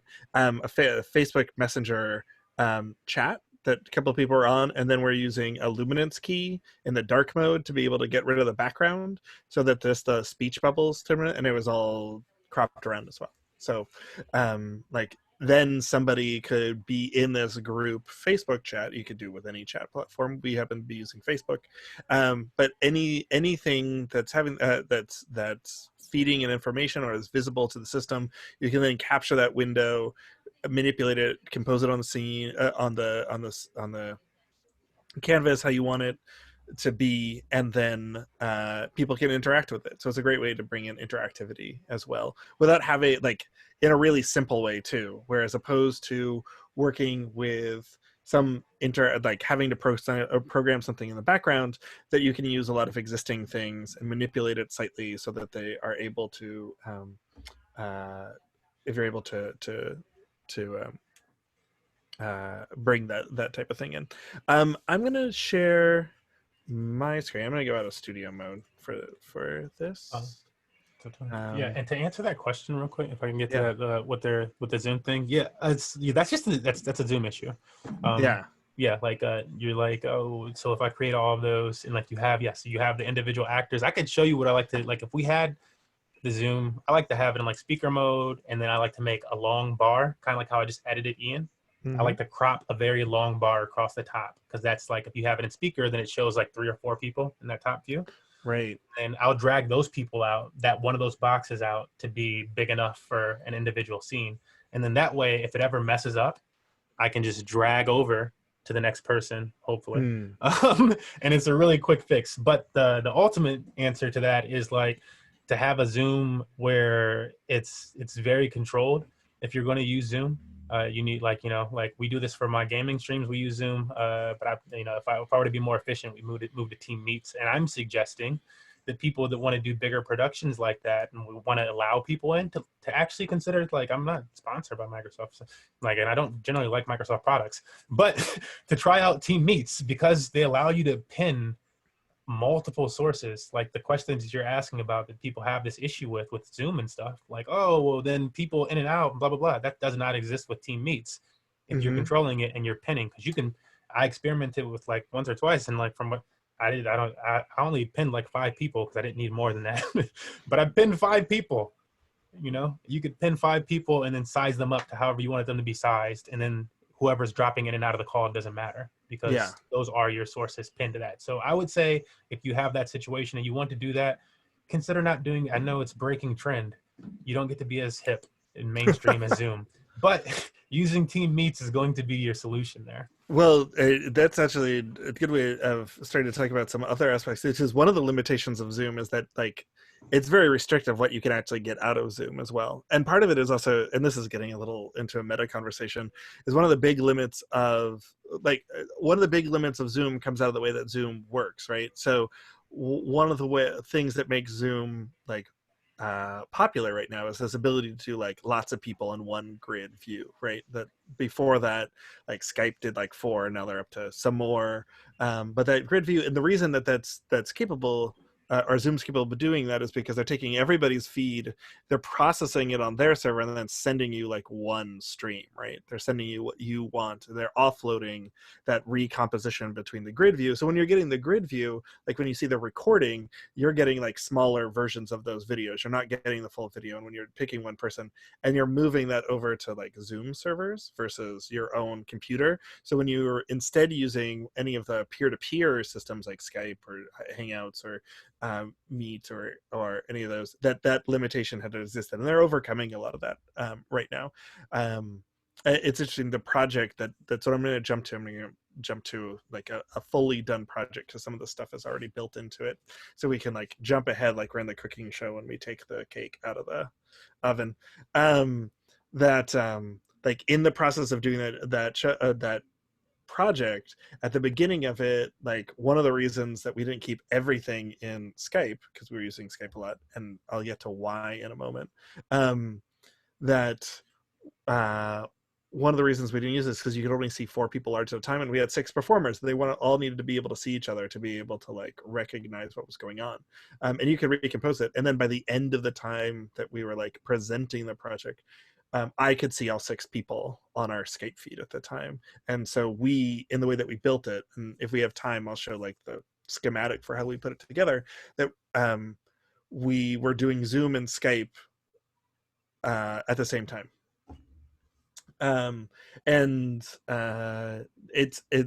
Moving to a different system is one of the ways to overcome the resolution limitations as well, if that becomes an important part for what you're doing. So I'm going to pull over, I'm going to sort of do both of those things right now to add on to what we're doing. I might ask somebody to join into a Skype call with me in a moment. If someone's able to host both, or you're able to jump onto it with another device. But we'll get there when we get there. Okay, so I'm going to share just my OBS window right now. It's going to look different from everybody else's because I'm not in, or if you turn off studio mode, I'm just in like the single canvas mode right now, so you can see the full thing. And this show also, because it was a theater production, there's a lot of scenes built into this, like, and they're doing a lot of nesting things as well, and they have different things coming in. If I go to each of them right now, you're actually not going to see too much of a difference between it. Like, you see the backgrounds transitioning. We haven't even talked about transitions yet, but you can sort of see everything that's coming into the space here. So originally in this text scene, I think eventually for just like efficiency, I took it out of the background. I wanted to show another thing that I've used the window capture for, and some of the things that can happen with that. And then I'll jump over to how to integrate NDI if you want to start getting into that and some of the Skype stuff, which sounds like it is not dissimilar to what Ellen was saying in terms of like one of the advantages of moving over to Meet or moving away from Zoom.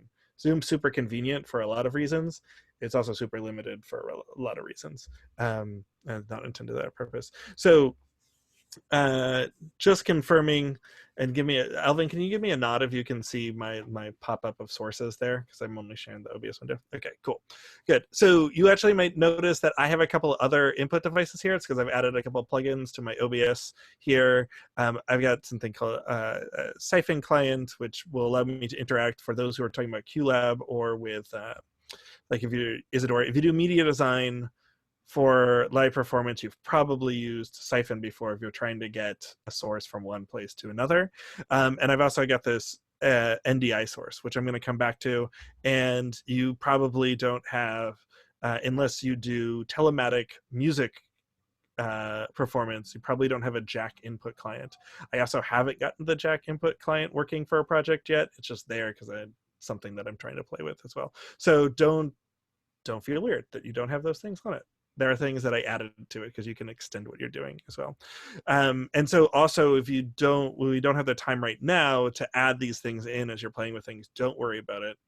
I'm just going to show you some other options as we're getting through here. So the first thing I'm going to do is just go to the same sort of window capture right now. I'm going to add Facebook because I've got Facebook Messenger open right now. And this should all be pretty much the same. I've got a lot of things open right now, but okay. So this is in a fairly safe thing, this Messenger window, if you've got the desktop client for it.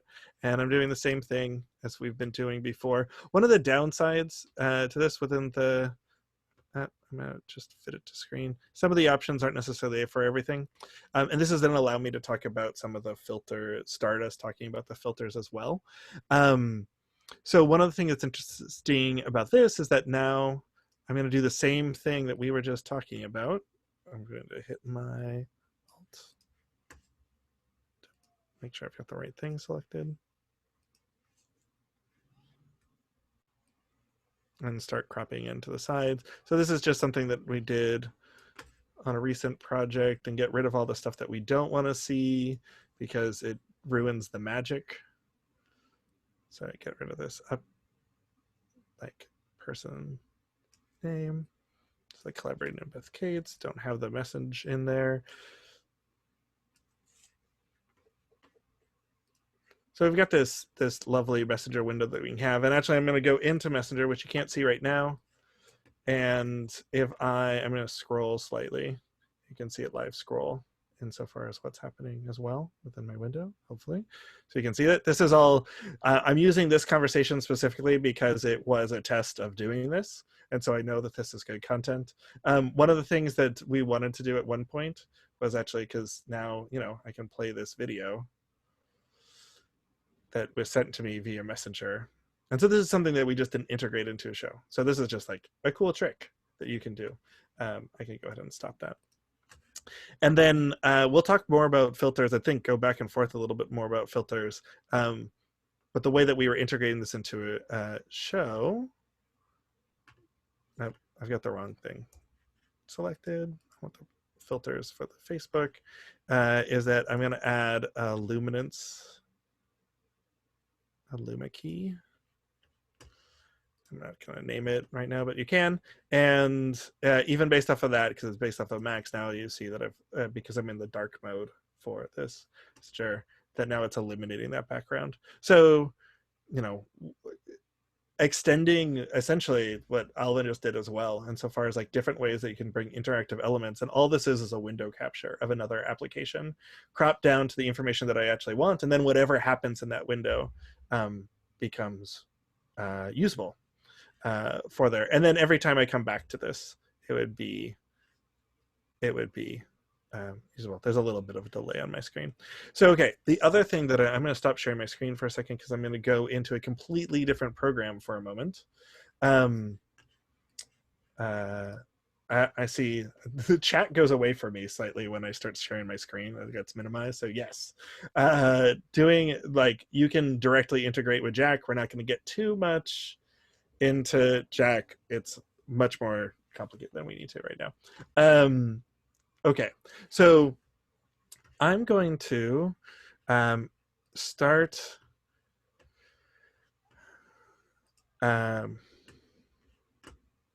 well, first I'm going to share Skype.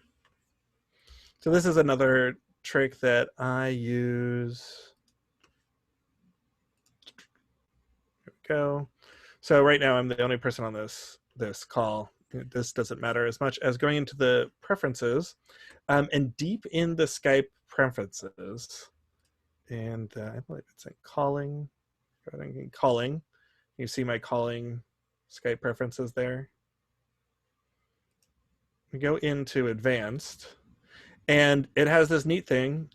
So NDI is essentially protocol, network device interface, allows you to have a lot of devices talk to each other.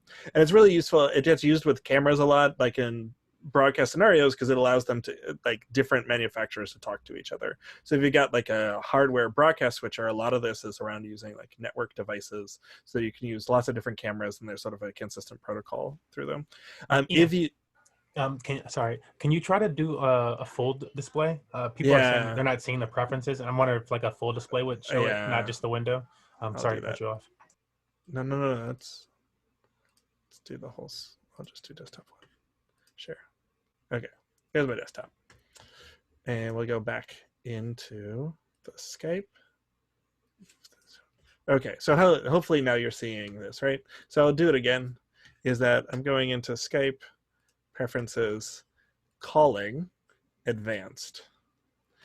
So NDI becomes really useful if you have professional cameras, because a lot of them have NDI built into them. And then if you had like another broadcast switcher or OBS, it would be able to see these devices. And the difference between using this versus cropping a window is that it instead sees it each person's feed in Skype as an NDI source. Where you may have seen this before, if you've ever watched a news broadcast where it has the Skype logo in the corner and they're bringing people in, it's been used more and more in like broadcast settings, especially like I see Huffington Post videos use it a lot. So that instead of having to have like a remote studio, they'll Skype somebody in and bring it into the broadcast switcher by using this NDI feature. And then all you have to do is click it on, and you'll notice that up here, when it's showing it, when someone joins this call, it just gives them a little warning that says like, this could be, this video could be recorded. There you go.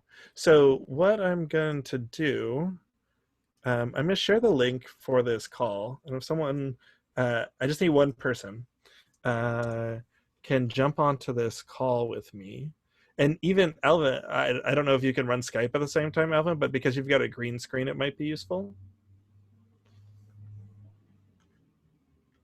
Because I like to push my computer to its limits often, so let me see. I would not recommend doing this. If you're having the question about whether or not your computer can do this, this is a good way to crash your computer, is to try and join multiple video conferencing platforms concurrently. But we'll see. While running the multiple video sources. Yeah, sharing your screen. I've done it before while streaming. Yeah.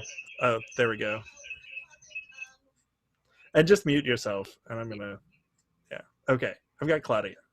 Okay, so here's what I'm going to do. Claudia, you're now in the background. I'm sharing my screen. You've got my OBS here. Got my OBS here. And what I'm going to do is I'm going to add an NDI source. And I'm going to call it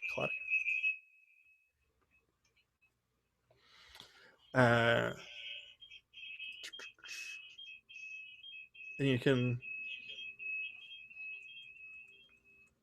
Hopefully you can still hear me, even though I'm turning off my audio for a moment while doing this. This is one of the other challenges that you run into with starting to do this, is that you end up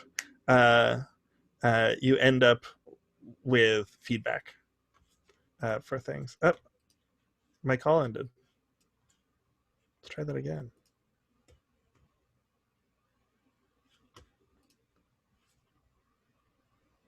I'm going to try it again.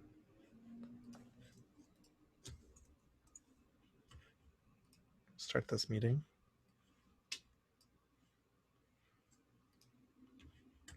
Just need one person on mute to join. but as someone might join, what I'm going to show you here is that basically based off of anything that it sees as an NDI client, you can add into what's happened, what's been available in the session. I'm going to cancel again to start the properties again. Hello.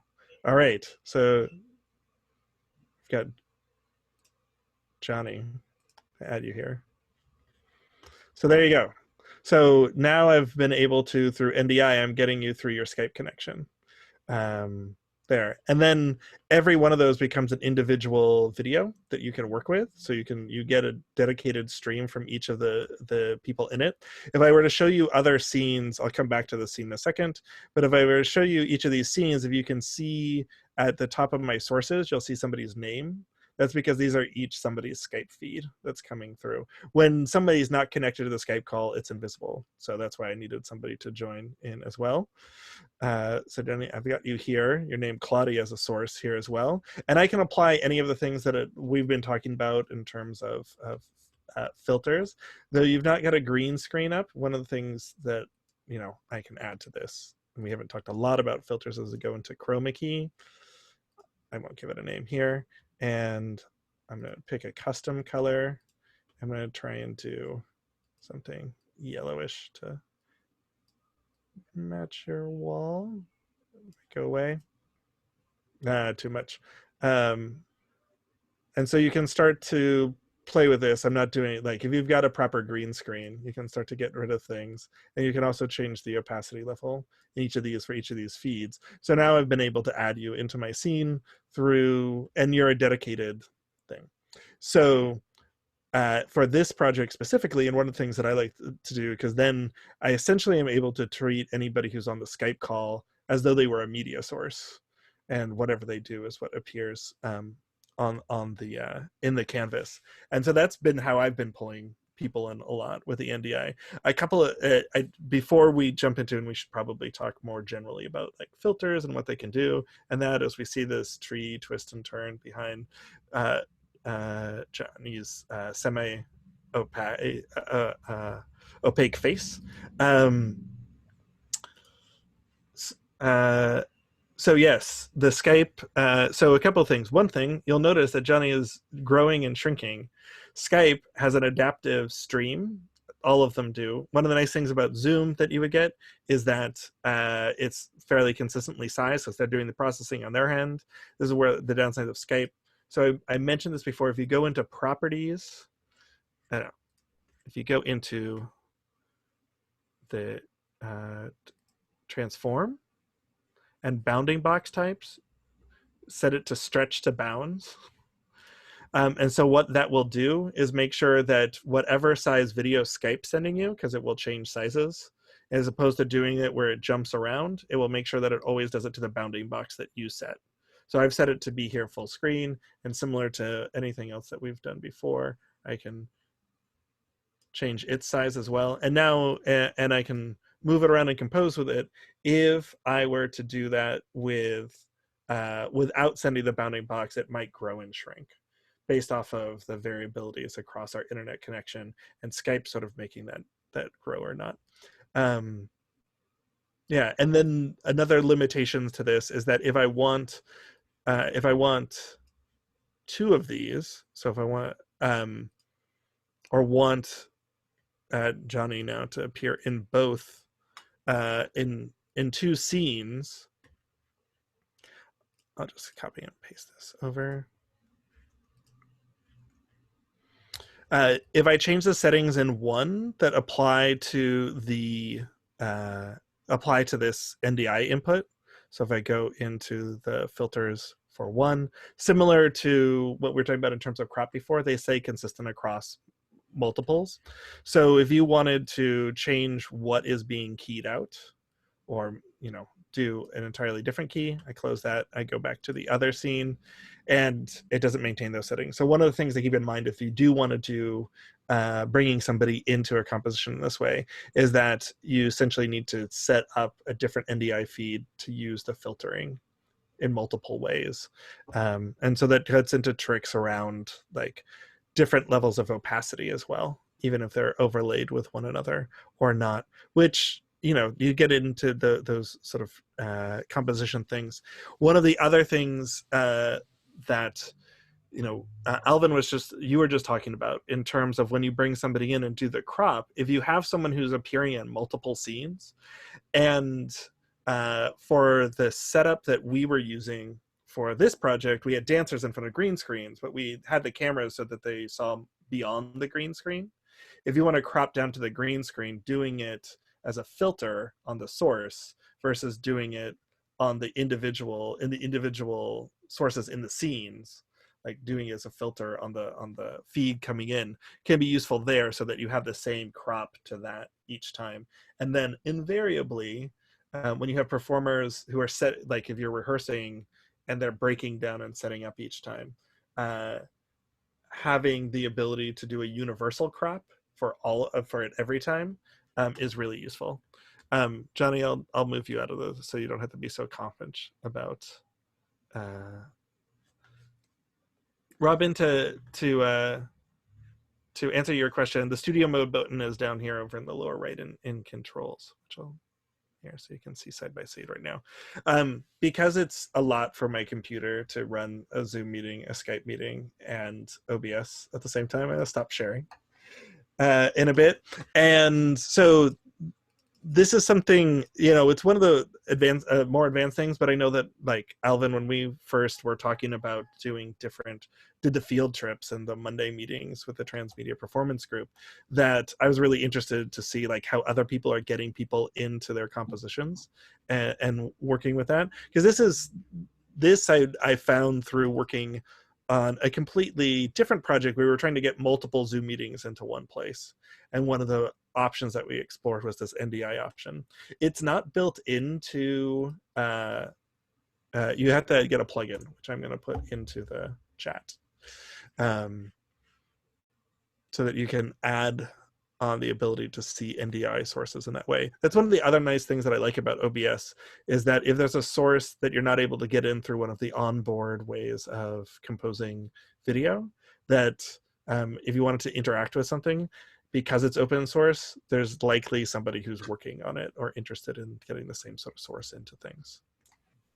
I want to take to bridge off of what you're saying right now and give it right back to you. It's just that I know it's just from a question that I saw come in before we started everything, which was they mentioned the Isadora, which was used for a live performance. And like, I have no experience using Isadora, but having that question come in and just being a person that likes to learn, of course, went and found out about Isadora. And what I did learn is that, like, a lot, you know, and I could not find this production that you were talking about, unfortunately. So if anybody knows where I can find that production of Mad Forest online, I would love to watch it.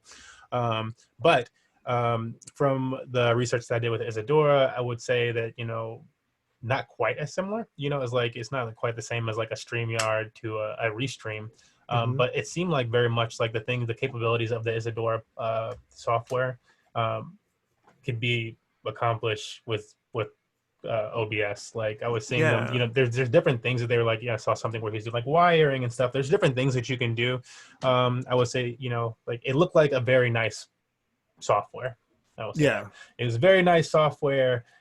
The more tech-minded you are, I felt like the better you'll probably do with that. Especially, it seemed like that's like the After Effects of OBS of like broadcasting is what I saw it as. I was like, wow, this is After Effects, but broadcasting. This is cool.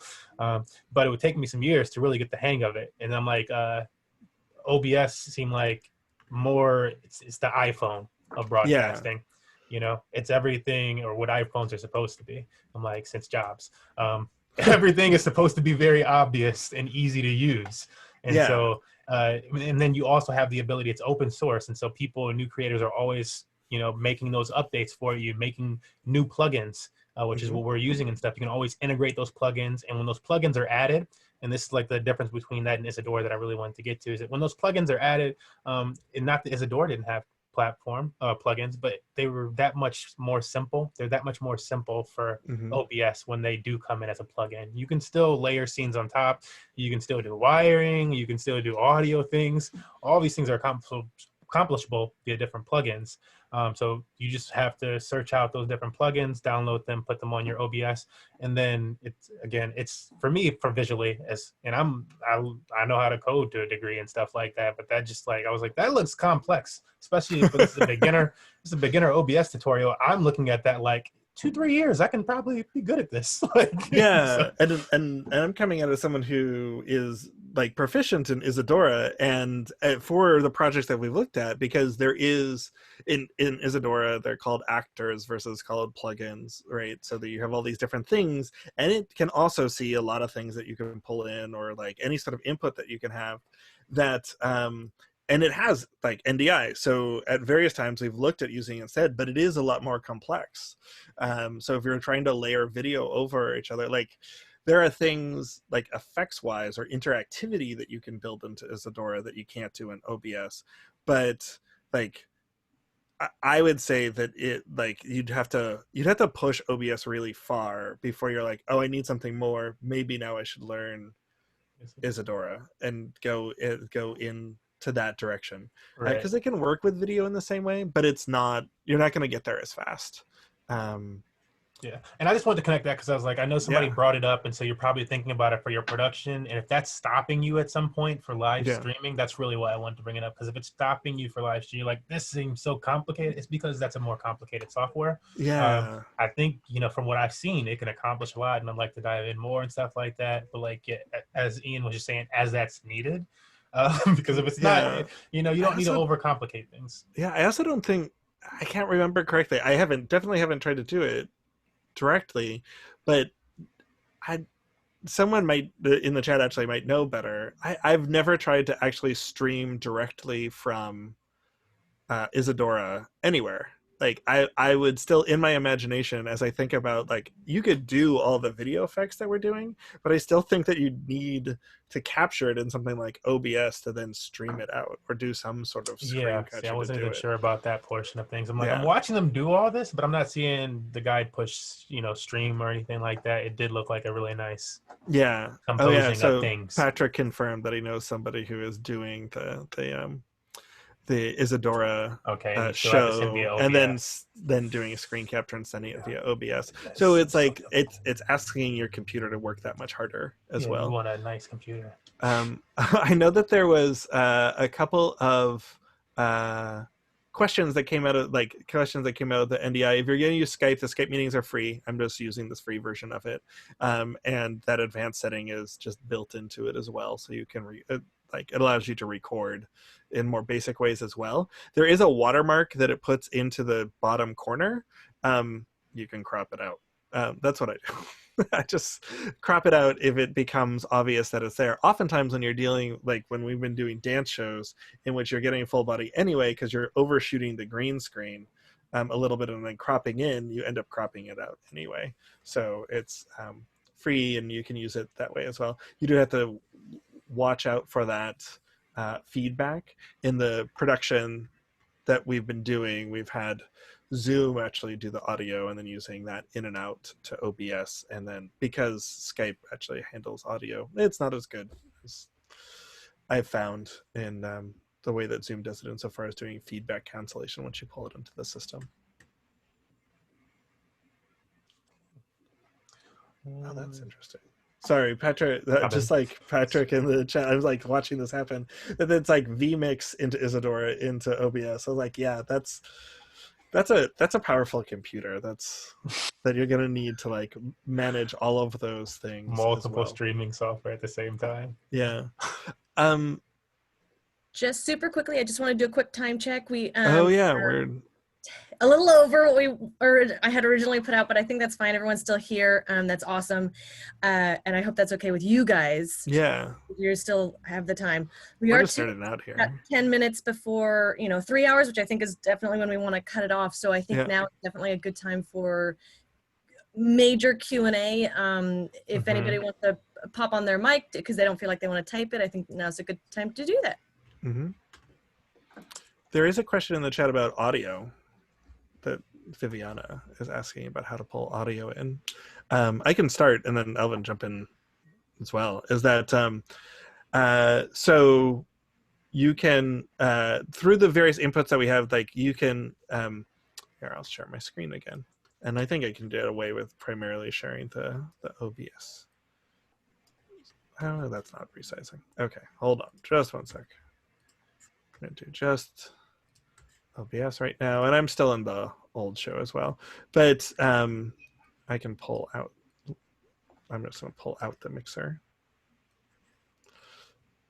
here. So this is going to be docked below by default. I'm just doing this so I can pull it up a little bit. So right now I've got most things turned off, but I've got a visitor. This is my. I did something really exciting. Hold on, Betty. Can I see it in a few minutes? No, I'm explaining audio on OBS. I have to tell you. Okay. It'll be in just a moment. Okay. Okay. It's not the first time that that's happened. So in pulling everything together, there is going to be, like, in the mixer, you'll see every video will have an audio feed. Right now, they're all sort of shut off here, and you can set the various levels in here. So automatically, if you bring in a media file that has audio information, you can mix those together in there. It also, with the inputs that we saw in the settings, it will add that in. So right now I could turn on my mic here, set to this, but I'll go ahead and send it to the same device. So you can see here now I'm feeding in the same mic that I'm using to talk to the call. So you can see the meter looking at the same level that I'm at. And then in your sources, you can add audio input devices, same sort of way. This one here. So I have Zoom, my mic here, add that. And then it will ask me what I want my source. These are the various things that can get to it. In terms of bringing it in from like a Zoom meeting, this Zoom audio device doesn't, I have found, isn't as straightforward. It isn't as clear as what it is. So typically what I've been doing is when I've been pulling in audio from a Zoom meeting, I'll set, using that VB cable plug-in for my system, I'll output the audio, use that as my mic in the settings for the Zoom meeting, and then use that as my input here. So it will see it as an input, and then, you know, I could send this Zoom meeting.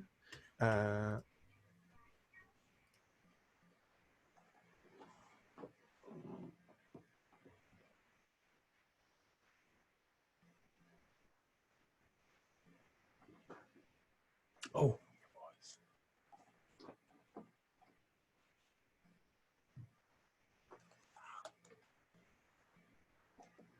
I think you changed your audio source, Ian. One of your audio sources that you're.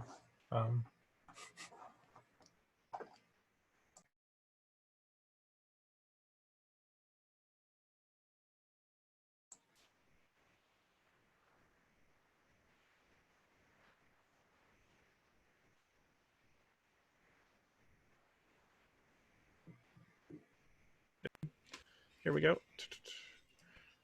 Okay, so now if someone were to speak, someone other than me were to speak in the meeting. You hear me? There you go. So you should Zoom there voice. that it's reading Zoom as an input as somebody else is speaking is what the output is from the meeting, aside from myself. Zoom. There you go.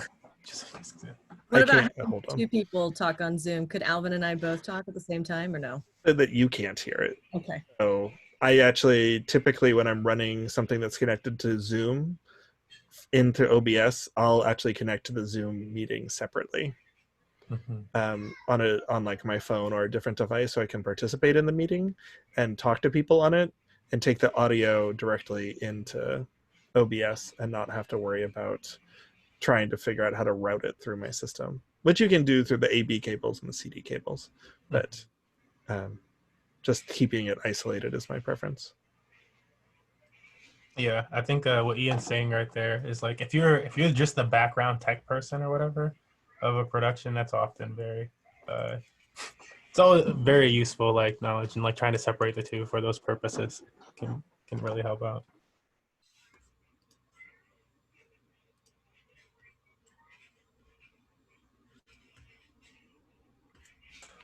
How do I VB cable in? How do I get the VB cable in? Okay, so I'll go through.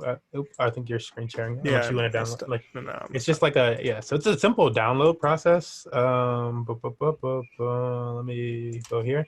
This is that browser window with this is the Google Drive file folder. If you have yet to visit, this is it. I'm going to go to the beginning of the folder, and in here I have plugins. So I don't have the VB one in here specifically, but I do have A and B. And then also this is a virtual cam, which is really nice if you want that. Another OBS feature. But we're gonna go to audio plugins. And then again, here are the two drives that I promised you were in there. The A cable and the B cable. This is the very same thing as with VB. So with VB, you would just go to that site, but I would download this package. And then let me see if I can show you my computer. Swap this again. It's gonna be small. It's over here on my desktop. Over here on my desktop, I have those. So it's just it's just downloading that and then putting those into a file. Once you have that file there, I'm gonna try to make this a lot larger because I know it's probably really small. I have an ultra wide, which is why things get small. Then you want to click the setup exe. I can also, I feel like I have an exe, but I don't want to do that. You need these other files. But yeah, click that setup exe, and that'll take you through the process. I'm going to click yes. That's probably should. And it's just that, it's really that simple. You're going to go through a little box is going to pop up on your computer that has a, and that's what I should say. If you don't see the little box pop up, then you click the wrong exe. But there's going to be like little pop up come up with like the cable name, and then that way you know that it's the VB cable. You'll click, download drivers, and then it'll sync them through and close itself after. And then you just need to restart your OBS pretty much, and you'll start seeing that source throughout your computer. Like, oh wow, there's a new cable. Yeah, I can show here. I'll quickly show the same process on Mac. Let me give you guys a link to the website. Yeah. Okay. All right. So if you're on Mac, you're at the same place. Hit the download. I'm going to save it to my desktop right now.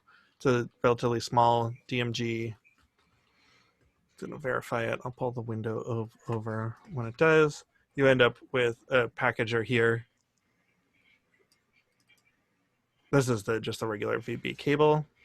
I'll take you to the normal installation that if you're used to installing stuff on Mac, it's there. It's not going to do anything on my computer because it's already installed.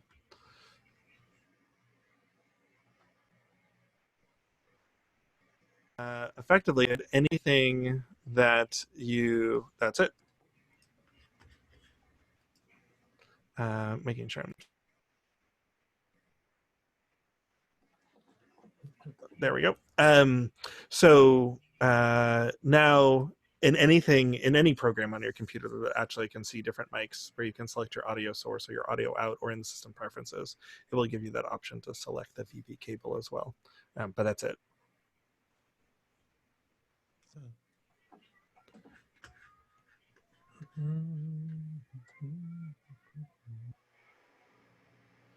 So the question of what a Jack server does that isn't done by VB cable. So a Jack server, it comes out of telematic music performance. It's for networking, like virtual orchestras and things like that, for lack of a better word. And so there's a lot of people fighting how to collaborate with music across distance. It just requires a little bit more technical setup on the back end of your system. Sometimes involves going into the terminal a little bit. So it's not something that is really great for trying to do, because the issue is that you notice the asynchronicity with you notice the asynchronicity with even really low latency sources for trying to do audio at the same time. So is it low enough latency to be able to make musicals? It can be. That's the thing. It can do that with the right network settings. and the network congestion across things. So a lot of times when I've seen it used, it's used with specialized performers who are on like specialized networks that they've like tuned to be able to get the latency to where they want it to be. It's really not user friendly to like get started with. Like as we were talking about, like jumping to Isadora first takes time. Jumping into running a Jack server to synchronize audio is really tricky, and a lot of parts of it, of getting it to work over the internet as opposed to getting it to work locally, involve like don't have a really great graphic interface for using it, and you still get a little bit of latency. One thing that is worth playing with is that chat clients or messaging clients that use WebRTC, such as Discord. Discord's audio works on WebRTC, and then there's a recording platform that is really stripped down to only do audio in browser called Zencaster, which is built for podcasters, and both of those use WebRTC and have really low latency audio, and they also don't do the prioritization that Zoom and Skype does, so that you could hypothetically use them, but it then also depends on the network and where everybody is, whether or not you can actually get people to sync up. It's a lot more noticeable when you have milliseconds of difference in audio than it is with video. Yay! My brain is gonna explode. Thank you both so much. It is 2 o'clock. We are going to wrap this up. And obviously, I feel like we could do a whole other 3-hour OBS future workshop with both of you. Thank you so much, you guys, for putting all this together and giving us so much amazing help and usefulness. So yeah, we'll go ahead and quit on the recording. Please, participants, please do go to the Venmo, PayPal, help out however you can. Radical, what do you call it again, Claudia? Radical generosity. Yes. All of these funds to these artists, and we appreciate any funds that can compensate them for the incredibly valuable work they just offered us. Thank you so much. I mean, the Google Drive that Alvin put together, enough. That's like, that was amazing. So yes, great. Thank you all so much for attending. Thank you, Ian. Thank you, Alvin. Thank you, Claudia, for letting us use Calling Up Justice platform.